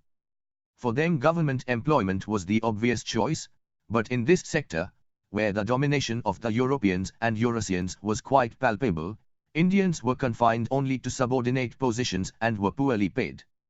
Independent professions, like teaching, engineering, medicine and above all the legal profession became their next desirable option, but here too supply soon outstripped demand. The situation described above undoubtedly created frustration and, as Anil Seal argued, engendered a spirit of increasing competitiveness between various groups and regions. 71 But nationalism did not grow out of material frustration alone, and to say that competition forestalled unity is to simplify a much more complex scenario. Obviously, the differential growth of education impacted on the level of political activities in different regions, i.e., the presidencies with higher level of education were politically more articulate than the provinces. But this happened because Western education here exposed many more students to a variety of ideological influences that helped create a critical discourse that held the colonial state under stringent scrutiny. If English education was introduced initially to inculcate a spirit of loyalty, see Chapter 3.1, and it also exposed Indians, to quote A.R. Desai, to the rationalist and democratic thought, s, of the modern West. 73 These ideas came to constitute an ideological package, which Deepesh Chakrabarti has called political modernity, consisting of such concepts as citizenship, the state, civil society, public sphere, human rights, equality before the law, the individual, distinctions between public and private, the idea of the subject, democracy, popular sovereignty, social justice, scientific rationality, and so on. 7. Not that the colonial regime offered all these to its subjects, but they were projected as ideal milestones on the road towards progress. The educated Indians now deployed these same ideas to construct their own critique of an autocratic and arrogant colonial state, and mixed with an emotional patriotic belief in the superiority of Indian culture and civilization, this helped them to formulate conscious theories of nationalism. The Hindu Patriot in June 1857 described the Indian as strong enough, in mind and knowledge to assert his right of citizenship. 75 In July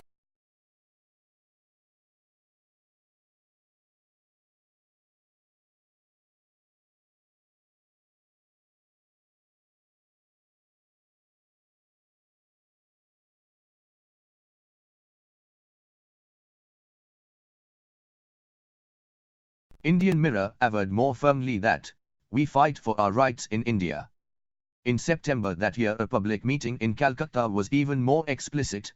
Its resolution put forth in no uncertain words the claims of the people of this country to the rights of British citizenship. 76 The Indian patriots of the late 19th century were not questioning the imperial connection.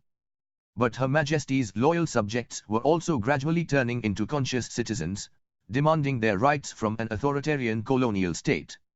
A rapidly growing print culture circulated such ideas across the subcontinent. By 187-5 there were about 400 Indian-owned newspapers, published in both English and the regional languages, with an estimated readership of 150,000. These newspapers, as S.R. Malhotra writes, broke down internal barriers and encouraged interregional solidarity. 77 In the second half of the 19th century, the educated Indians had many reasons to be concerned about their rights being trampled by the colonial state. It started with the continuing threats of Christian conversion, encouraged by the passage of the Leacture Act in 1850, protecting the right of a convert to inherit ancestral property.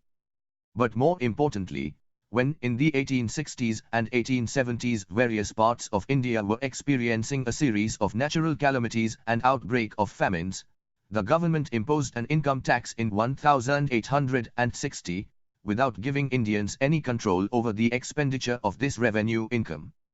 The Indian Councils Act of 1861 had provided for the inclusion of a very limited number of non-official Indian members in the Governor-General's Council, but they could not introduce any bill without the prior sanction of the Governor-General, who also had, over and above this, the all-important power of veto.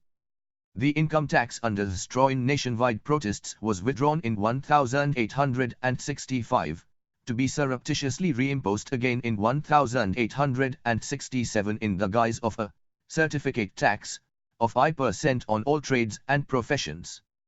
The next year, it was converted again into a full-fledged income tax, and the rates went on increasing to reach 31% in 1870. The same year another colonial policy incensed the educated Indians, particularly in Bengal. As the Anglo-Indian press started a propaganda that higher education only bred discontent and disaffection, the government in a resolution on 31 March 1870 proposed to cut back funding for English education in Bengal, allegedly to rechannel funding to promote mass education through vernaculars. The educated Indians were dismayed to find that increased taxation and fund cuts for higher education came at a time when the government continued to spend excessively on army, the home charges, and other public works serving the imperial needs. https://telegram.me/upsc materials https://telegram.me/freeopsc materials https://telegram.me/material for exam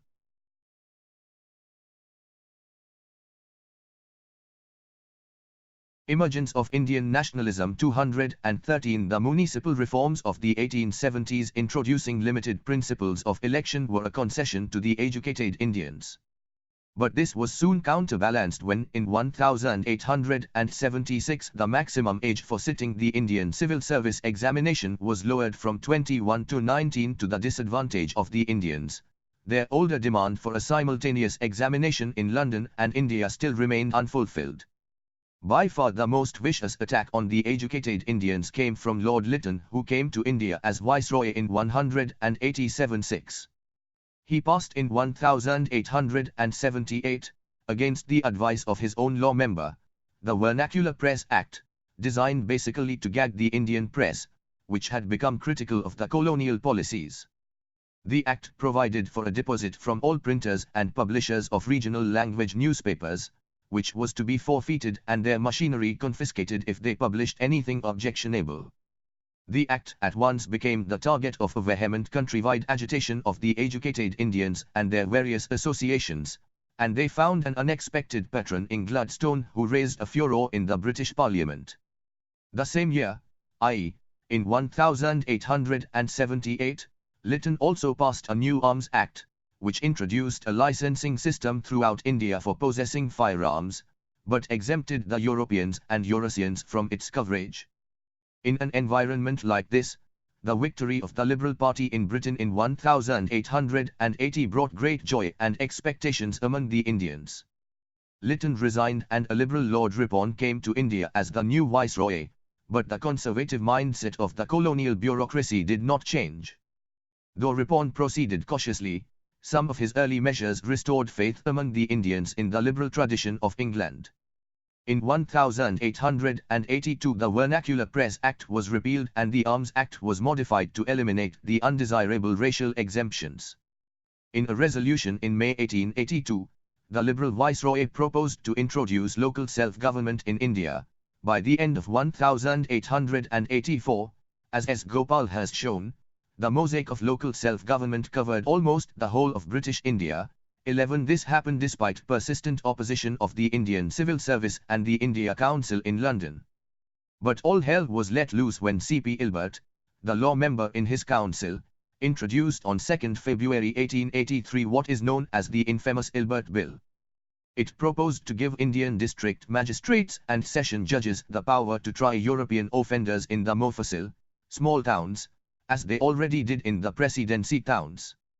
The ugly face of Anglo-Indian racism now revealed itself in the White Mutiny that followed, as the British-born subjects shuddered at the very thought of being tried by a native Indian. The bill was bitterly opposed. Not just https://telegram.me/upsc materials, https://telegram.me/freeopsc materials, https://telegram.me/material for exam.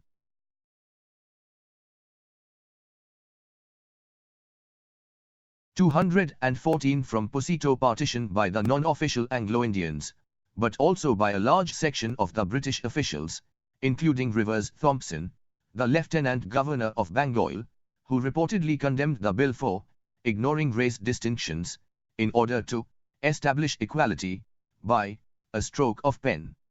7. The liberal promise of racial equality could not so easily be disavowed, as it was enshrined in Queen Victoria's proclamation of 185-8.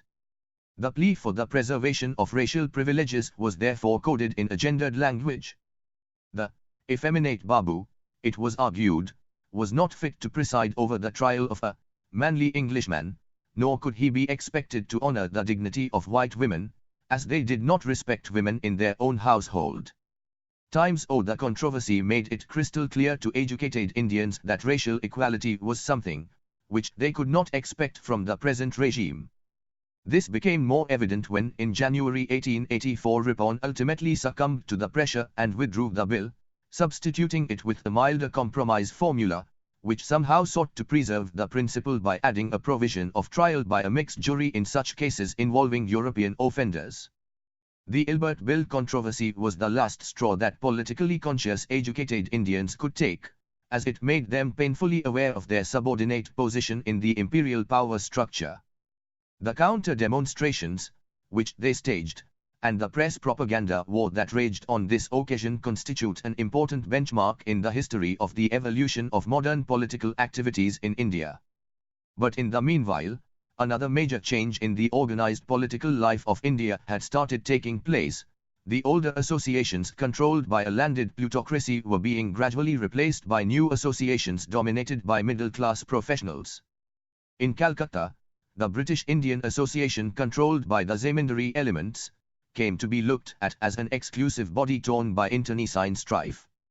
It came increasingly under challenge from the new educated professional classes, which ultimately formed on 26 July 187 a new organization, called the Indian Association, under the leadership of Surendranath Banerjee, with the avowed ambition of representing the people. In Bombay, the Bombay Association had a new lease of life when in 1876 Nauroji Ferdinand and Dadabhai Naoroji returned from London and gave new life to the dying organization. But it too faced challenge from a younger generation of Western educated leaders like M.G. Ranade, P.M. Mehta and K.T. Tellon, and from the establishment of rival associations, such as the short-lived Western Indian Association. Its major challenge, however, came from Pune, the traditional capital of Maratha culture. https://telegram.me/upsc materials https://telegram.me/freeopsk materials https://telegram.me/material for exam.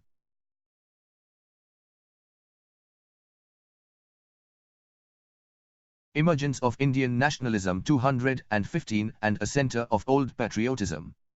It was here that on 2 April 1870 a new organization, called the Pune Sarvajnik Sabha, was established to represent the wishes of the people, and within 1 year its members collected signed Muktiyamamas or power of attorneys from 17,000 people, giving it a true representative character. By contrast, in Madras, political activities remained at a low ebb after the demise of the Madras Native Association in 1862. It was only after 1884, i.e., after an interval of more than 2 decades, that political life in this presidency again started vibrating with the foundation of the Madras Mahajan Sabha. Outside the presidencies too, organized political life revolved round the new associations, like the Lahore Indian Association in Punjab or the Allahabad People's Association in the United Provinces. S1 It should be remembered, however, that the sprouting of new associations did not automatically mean the demise of the older forms of politics. The two idioms of politics, the modern and the traditional, coexisted side by side for a much longer period. The older ways survived in various forms. In Bengal, for example, as S.N. Mukherjee, 1971, has shown, it did in the form of days, which were dominated by absentee landlords or the Lapti, leader of the days. They presided over informal but effective social networks spanning from Calcutta to the countryside, acting as an apparatus of social control. The days took position in support of or in opposition to various public issues. Any strict line between the conservatives and progressives or between the modern and the traditional became difficult to draw. The same Raja Radhakanta Deb and his Dharm Sabha, who were so vehemently opposed to the abolition of sari, supported with enthusiasm the spread of female education. This dual system continued with varied degrees of effectiveness till about the end of the 19th century. Then, as John McGuire has noted, capitalist development gradually weakened its social bonds and its control mechanism, yet this process of disintegration was long and complex. 82 and Bengal was no exception in witnessing this dichotomy. In the United Provinces, two social impulses were channeled through the older caste and communal associations, which became platforms for the ventilation of the grievances of a wide variety of people. The older organizations in a new colonial context acquired new importance, as they had to confront a more intrusive and supposedly representative government in the towns. Therefore, as C. A. Bailey has found, the old connections and the new organizations came to be more closely bunched together. 83 The newness of this politics of the second half of the 19th century, however, lay in the new demands that were being raised. https://telegram.me/upsc materials https://telegram.me/freeopsk materials https://telegram.me/material for exam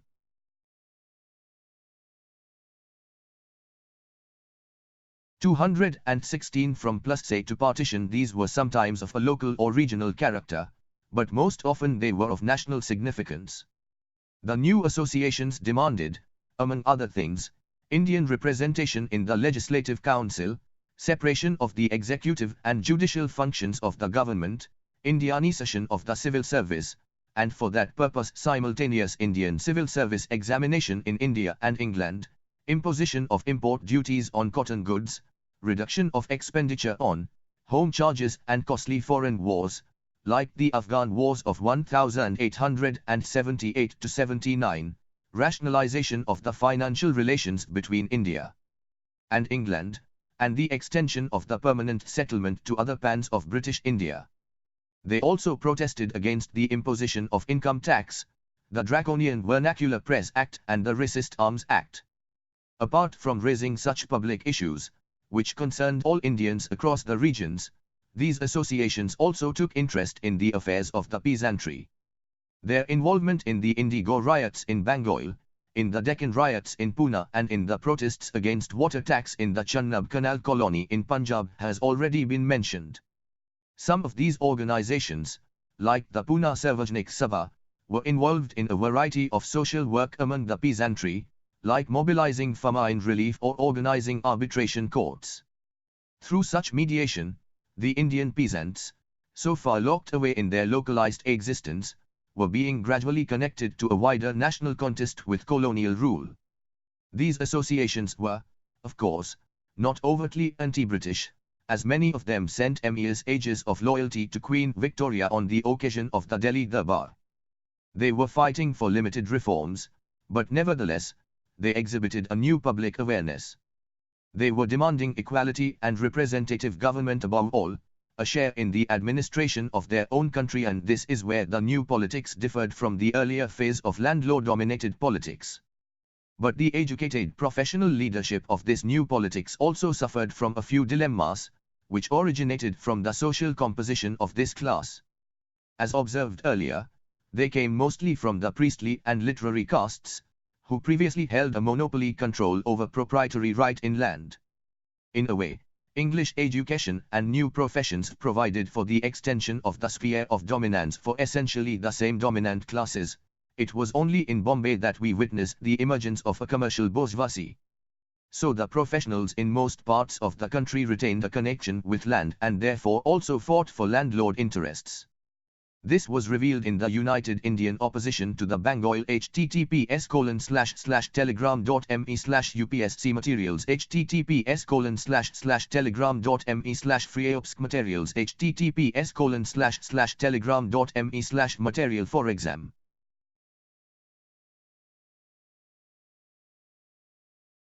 Emergence of Indian Nationalism 217 Tenancy Bill in 1885, which proposed to protect the occupancy rights of the peasants and to restrict the right of the landlord to raise rent arbitrarily. The bill was passed by official majority. These hard-to-conceal dilemmas evoked mixed reactions from the British. The colonial government in the late 19th century recognized the political importance of the new educated class. Particularly, liberal viceroys like Lord Ripon realized that it was essential to provide a fair field for their legitimate aspirations and ambitions and convert them into friends of the Raj. But his more conservative successor Lord Dufferin took a different view and contemptuously called them, Babu, politicians, representing only a microscopic minority. After the Indian Councils Act of 1892, which introduced in a limited form the principle of election to constitute the legislative councils, the new professional class in terms of political prominence superseded the landed aristocracy, but they could never completely ignore the landed magnates. The colonial state, therefore, could confidently claim itself to be the real champion of the interests of the masses.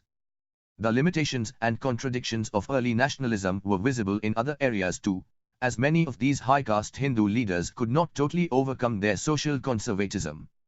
Their attempts to construct a nationalist ideology premised on the notion of a golden Hindu past instantly inspired a wide range of people, but this also alienated some others. The social debates brought in a schism in the Pune Sarvajanik Sabha between the two leaders and their followers, the more conservative B.G. Tilak on the one hand and the liberal reformist G.K. Gokhale on the other. The controversy over the Age of Consent Act, 1891, which proposed to raise the age for the consummation of marriage for women from 10 to 12, centered around the argument that the British had no right to interfere in Hindu social and religious life. More in Chapter 5.2. Indian nationalism thus came to be associated with the defense of Hindu religion against foreign interference, and the patriotic literature both in Bengali and Marathi started defining Indian nationalism in terms of Hindu imageries. These developments certainly alienated the Muslims from this stream of nationalism, as a new consciousness was developing among them as well. They too were defining their own self-interests in opposition to those of the Hindus, and colonial policies further encouraged such Hindu-Muslim schism. As the Arya Samaj started the cow protection movement, this communal conflict began to acquire a mass dimension. Large-scale communal riots. https://telegram.me/upsc materials https://telegram.me/freeopsk materials https://telegram.me/material for exam.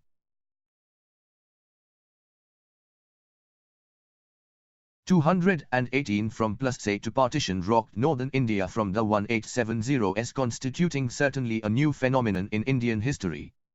The 18th century concept of Hindustan being equally shared by the Hindus and Muslims alike was gradually receding in the face of an emerging communal exclusivism in the 19th, paving the way for a violent contest for territory in the 20th. More details in Chapter 5.2. This communal estrangement in North Indian society had another important dimension. The Brahmins and the other high caste Hindus, who dominated new education, professions, and new associations, did not do anything to enlist the support of the lower castes and the untouchables. Yet, despite this apathy and indifference, there were unmistakable signs of enlightenment and social awakening among these lower castes, resulting from colonial educational policies, Christian missionary philanthropy as well as their own initiative. This inspired them to construct alternative political ideologies based on anti-Brahman sentiments, around which powerful movements were organized by the untouchables and the non-Brahman castes in Maharashtra and Madras, aiming primarily at their own advancement. They looked at the emerging nationalist movement as a conspiracy to establish Brahmanic hegemony over the new colonial institutions and viewed colonial government as their patron and liberator. More details in Chapter 7.2. Thus, the political project of imagining an Indian nation from the top had to confront from the very beginning the difficult issue of diversity and difference. The administration obviously took advantage of such contradictions in colonial society and further encouraged them in order to create more impediments for the budding Indian nationalists who, in spite of their weaknesses and limitations, were raising some unpleasant questions for the Raj. It was in this context that Indian National Congress was born in 1885, and during the subsequent years it dominated Indian nationalist movement, trying with mixed successes to resolve these contradictions. 4.4 Foundation of the Indian National Congress. The Indian National Congress, which was destined to play a dominant role in India's struggle for independence, was formed at a national convention held in Bombay in December 1885, under the presidency of W.C. Banerjee. A retired British civil servant Aoham was crucially involved in this process, as it was he who toured across the subcontinent, talked to prominent political leaders in Bombay, Madras and Calcutta and persuaded them to meet at a national conference that was initially supposed to meet at Pune. https://telegram.me/upsc materials https://telegram.me/freeopsk materials https://telegram.me/material for exam.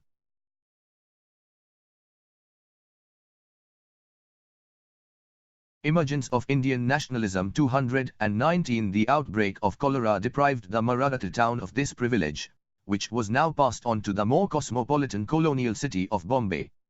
But whatever might have been the historic significance of this first meeting, Hum's involvement in it gave rise to a lot of controversy regarding the origins of Congress. The safety valve theory or the conspiracy theory, which was deduced from this simple fact, was for a long time subscribed to by all shades of historians, in the right, left and center. It was even accepted by some of the stalwarts of nationalist movement. In recent researches, however, it has been thoroughly discredited. The theory originated from William Wedderburn's biography of Hum published in 1913.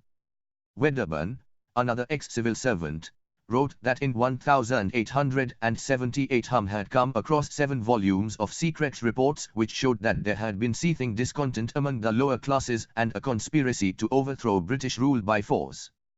He became disturbed, met Lord Dufferin, and together they decided to establish an organization with educated Indians. This would serve as a safety valve by opening up a line of communication between the rulers and the ruled and would thus prevent a mass revolution. The Congress was in this way the creation of British rule. This safety valve theory was believed by the earlier nationalist historians. The imperialist historians used it to discredit Congress, and the Marxist historians developed a conspiracy theory from this. R.P. Duke, for example, wrote that Congress was born through a conspiracy to forestall a popular uprising in India, and the Indian bourgeois leaders were a party to it. In the 1950s, these safety valve or conspiracy theories were proved to be wrong. First of all, those 7 volumes of secret reports have not been traced in any of the archives either in India or London. Historians argue that given the structure of British information system in the 1870, it was highly unlikely that so many volumes of secret reports could have existed. Except in Wedderburn's biography of Hum, nowhere else any reference to the existence of such reports could be found, and he too mentioned that they were supplied to Hum by religious gurus, and were not procured from any official sources. Then the opening up of Lord Dufferin's private papers in the late 1950s cleared up the confusion by exploding the myth of Dufferin's sponsorship of the Congress or Hum. He had indeed met Hum in Simla in May 1885, but did not take him seriously, and then gave definite orders to the governor of Bombay to be cautious about the delegates who were going to meet in his city. Both he and Lord Ree, the governor of Bombay, were suspicious and disapproved of the proposed meeting, as they https://telegram.me/upsc materials https://telegram.me/freeopsk materials https://telegram.me/material for exam.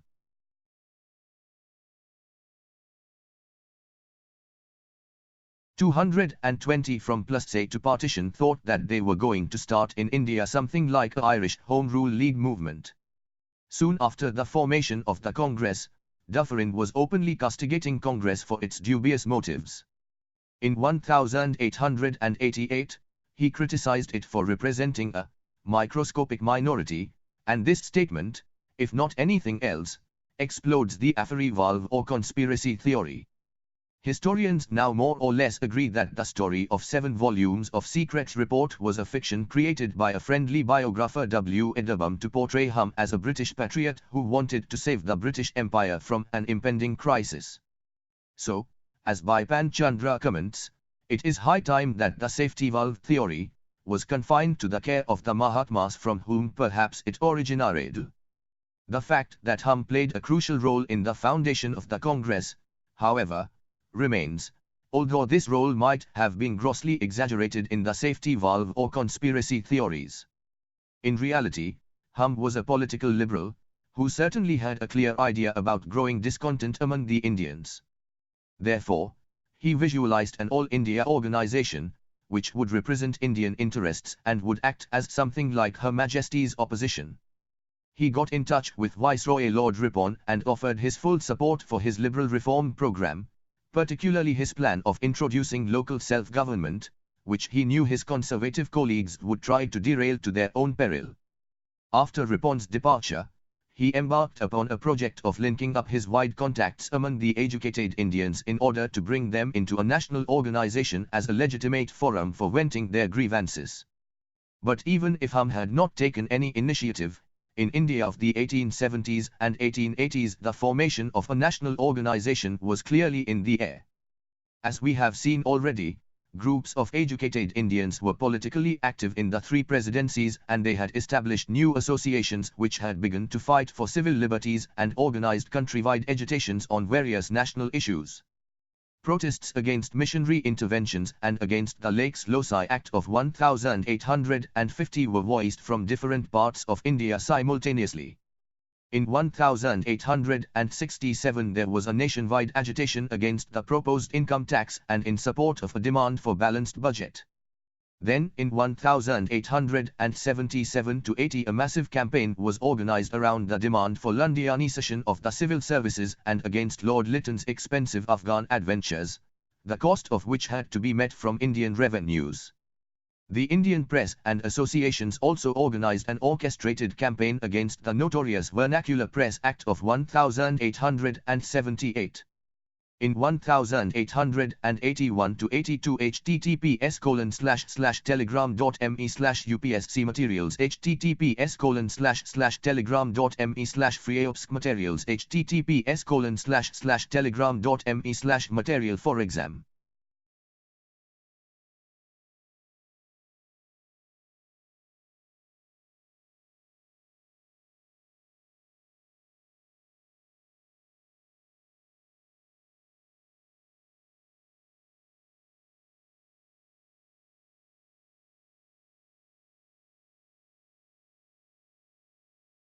They organized a protest against Plantation Labor and Inland Emigration Act, which condemned the plantation laborers to serfdom.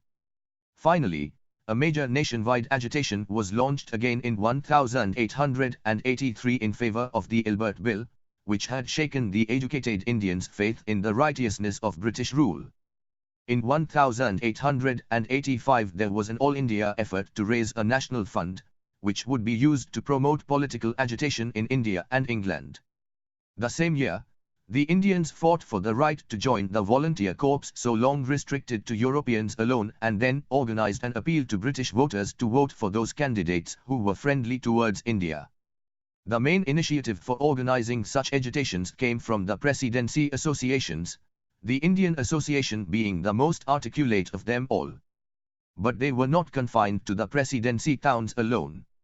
The other provincial towns, like Lahore, Amritsar, Meerut, Kanpur, Aligarh, Pune, Ahmedabad, Surat, Pama or Cuttack, were equally affected by agitations that were launched on what clearly appeared to be some national issues. Western education and English language had formed a bond between these regional elites, while a community of suffering remained conducive to the germination of a new political consciousness across the regional barriers. All these demands raised by the associations remained unfulfilled, and this all the more convinced the regional leaders about the need for an all-India organization. While informal contacts between leaders from various cities were not lacking in any period, attempts to establish a formal forum were also made a number of times. The earliest of such endeavors to forge all-India links was in 1851 when the British India Association of Calcutta tried to open branches in other two presidencies with a view to send a joint petition to British Parliament on the eve of the renewal of the company's charter. Again on the occasion of the Delhi Dhaba in 1877, the Indian journalists who were invited to this extravaganza took the opportunity to form a native press association. They elected S.N. Banerjee, the leader of the Indian Association and the editor of Bengali, as its first secretary, and resolved to meet once or twice every year to discuss issues related to press and the country. The Indian Association organized a national conference in Calcutta in 1883 and another was scheduled in December 1885. Again in Madras in 1884, through the private initiative of a member of the Theosophical Society, delegates from different parts of India met on the sideline of the Society's annual convention, to discuss the necessity of a national organization. So the emergence of a national body was clearly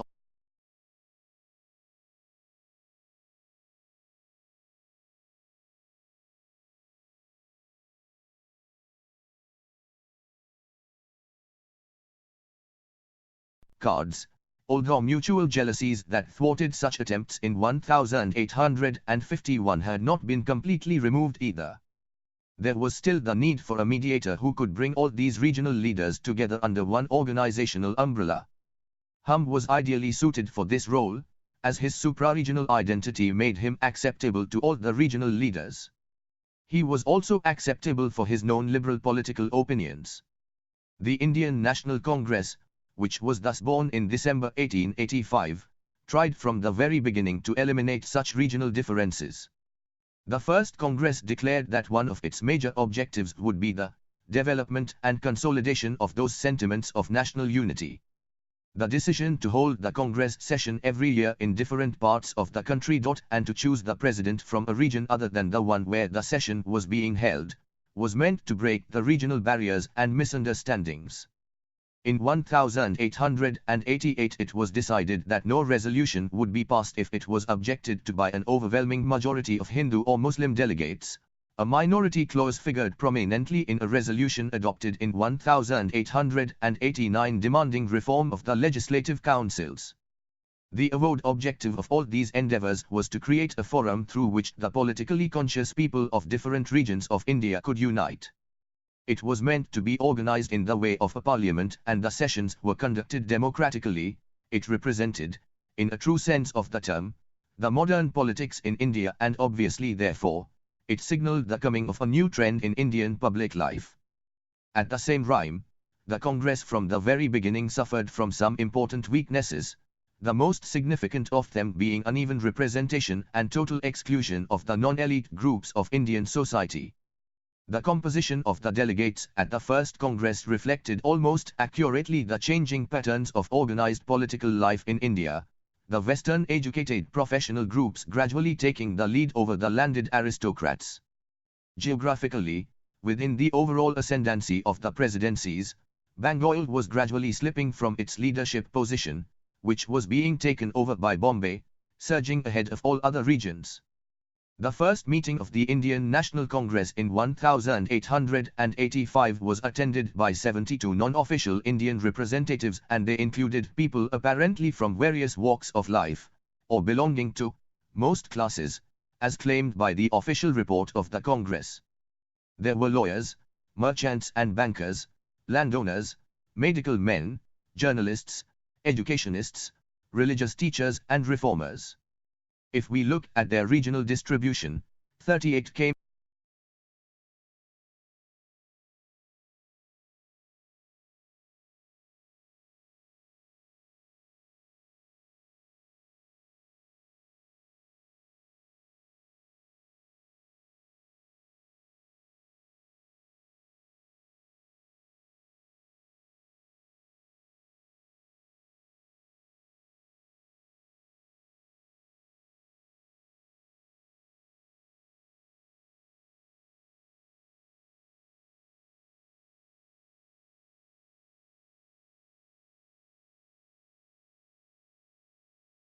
presidency, 21 from Madras, but only 4 from Bengal, as the Indian Association had convened its own national conference in Calcutta almost at the same time, and the Bengal leaders were told of the Bombay conference only at the very last moment.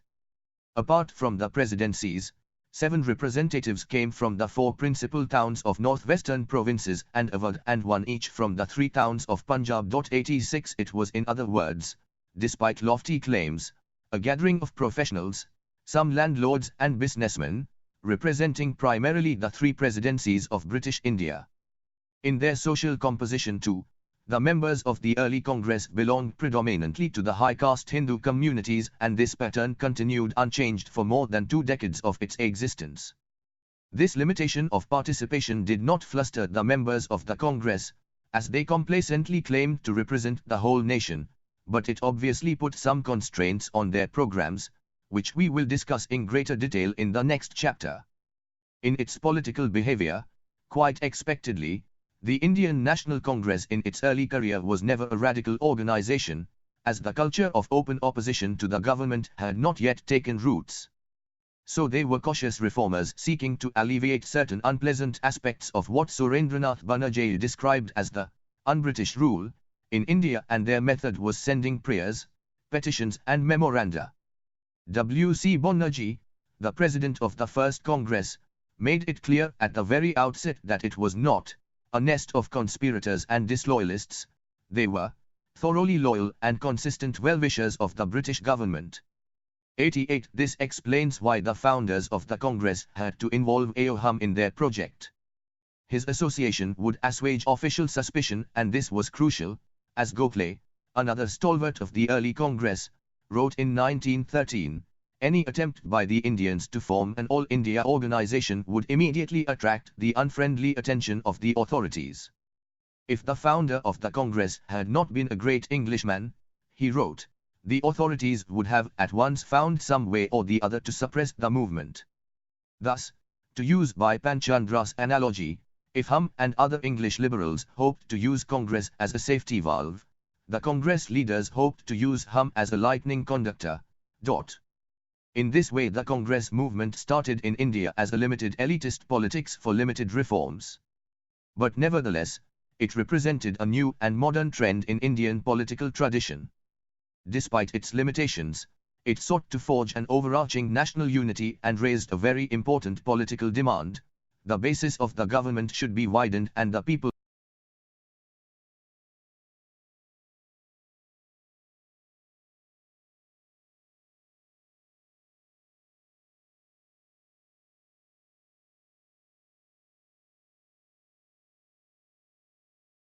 should have their proper and legitimate share in it. 90. It was from here that the mainstream of Indian nationalist politics began to flow. Given its limitations and inherent contradictions, it was bound to face contestation, which we will discuss in due course. Notes 1. Dora 1995, 4. 2. Chatterjee 1986, 42.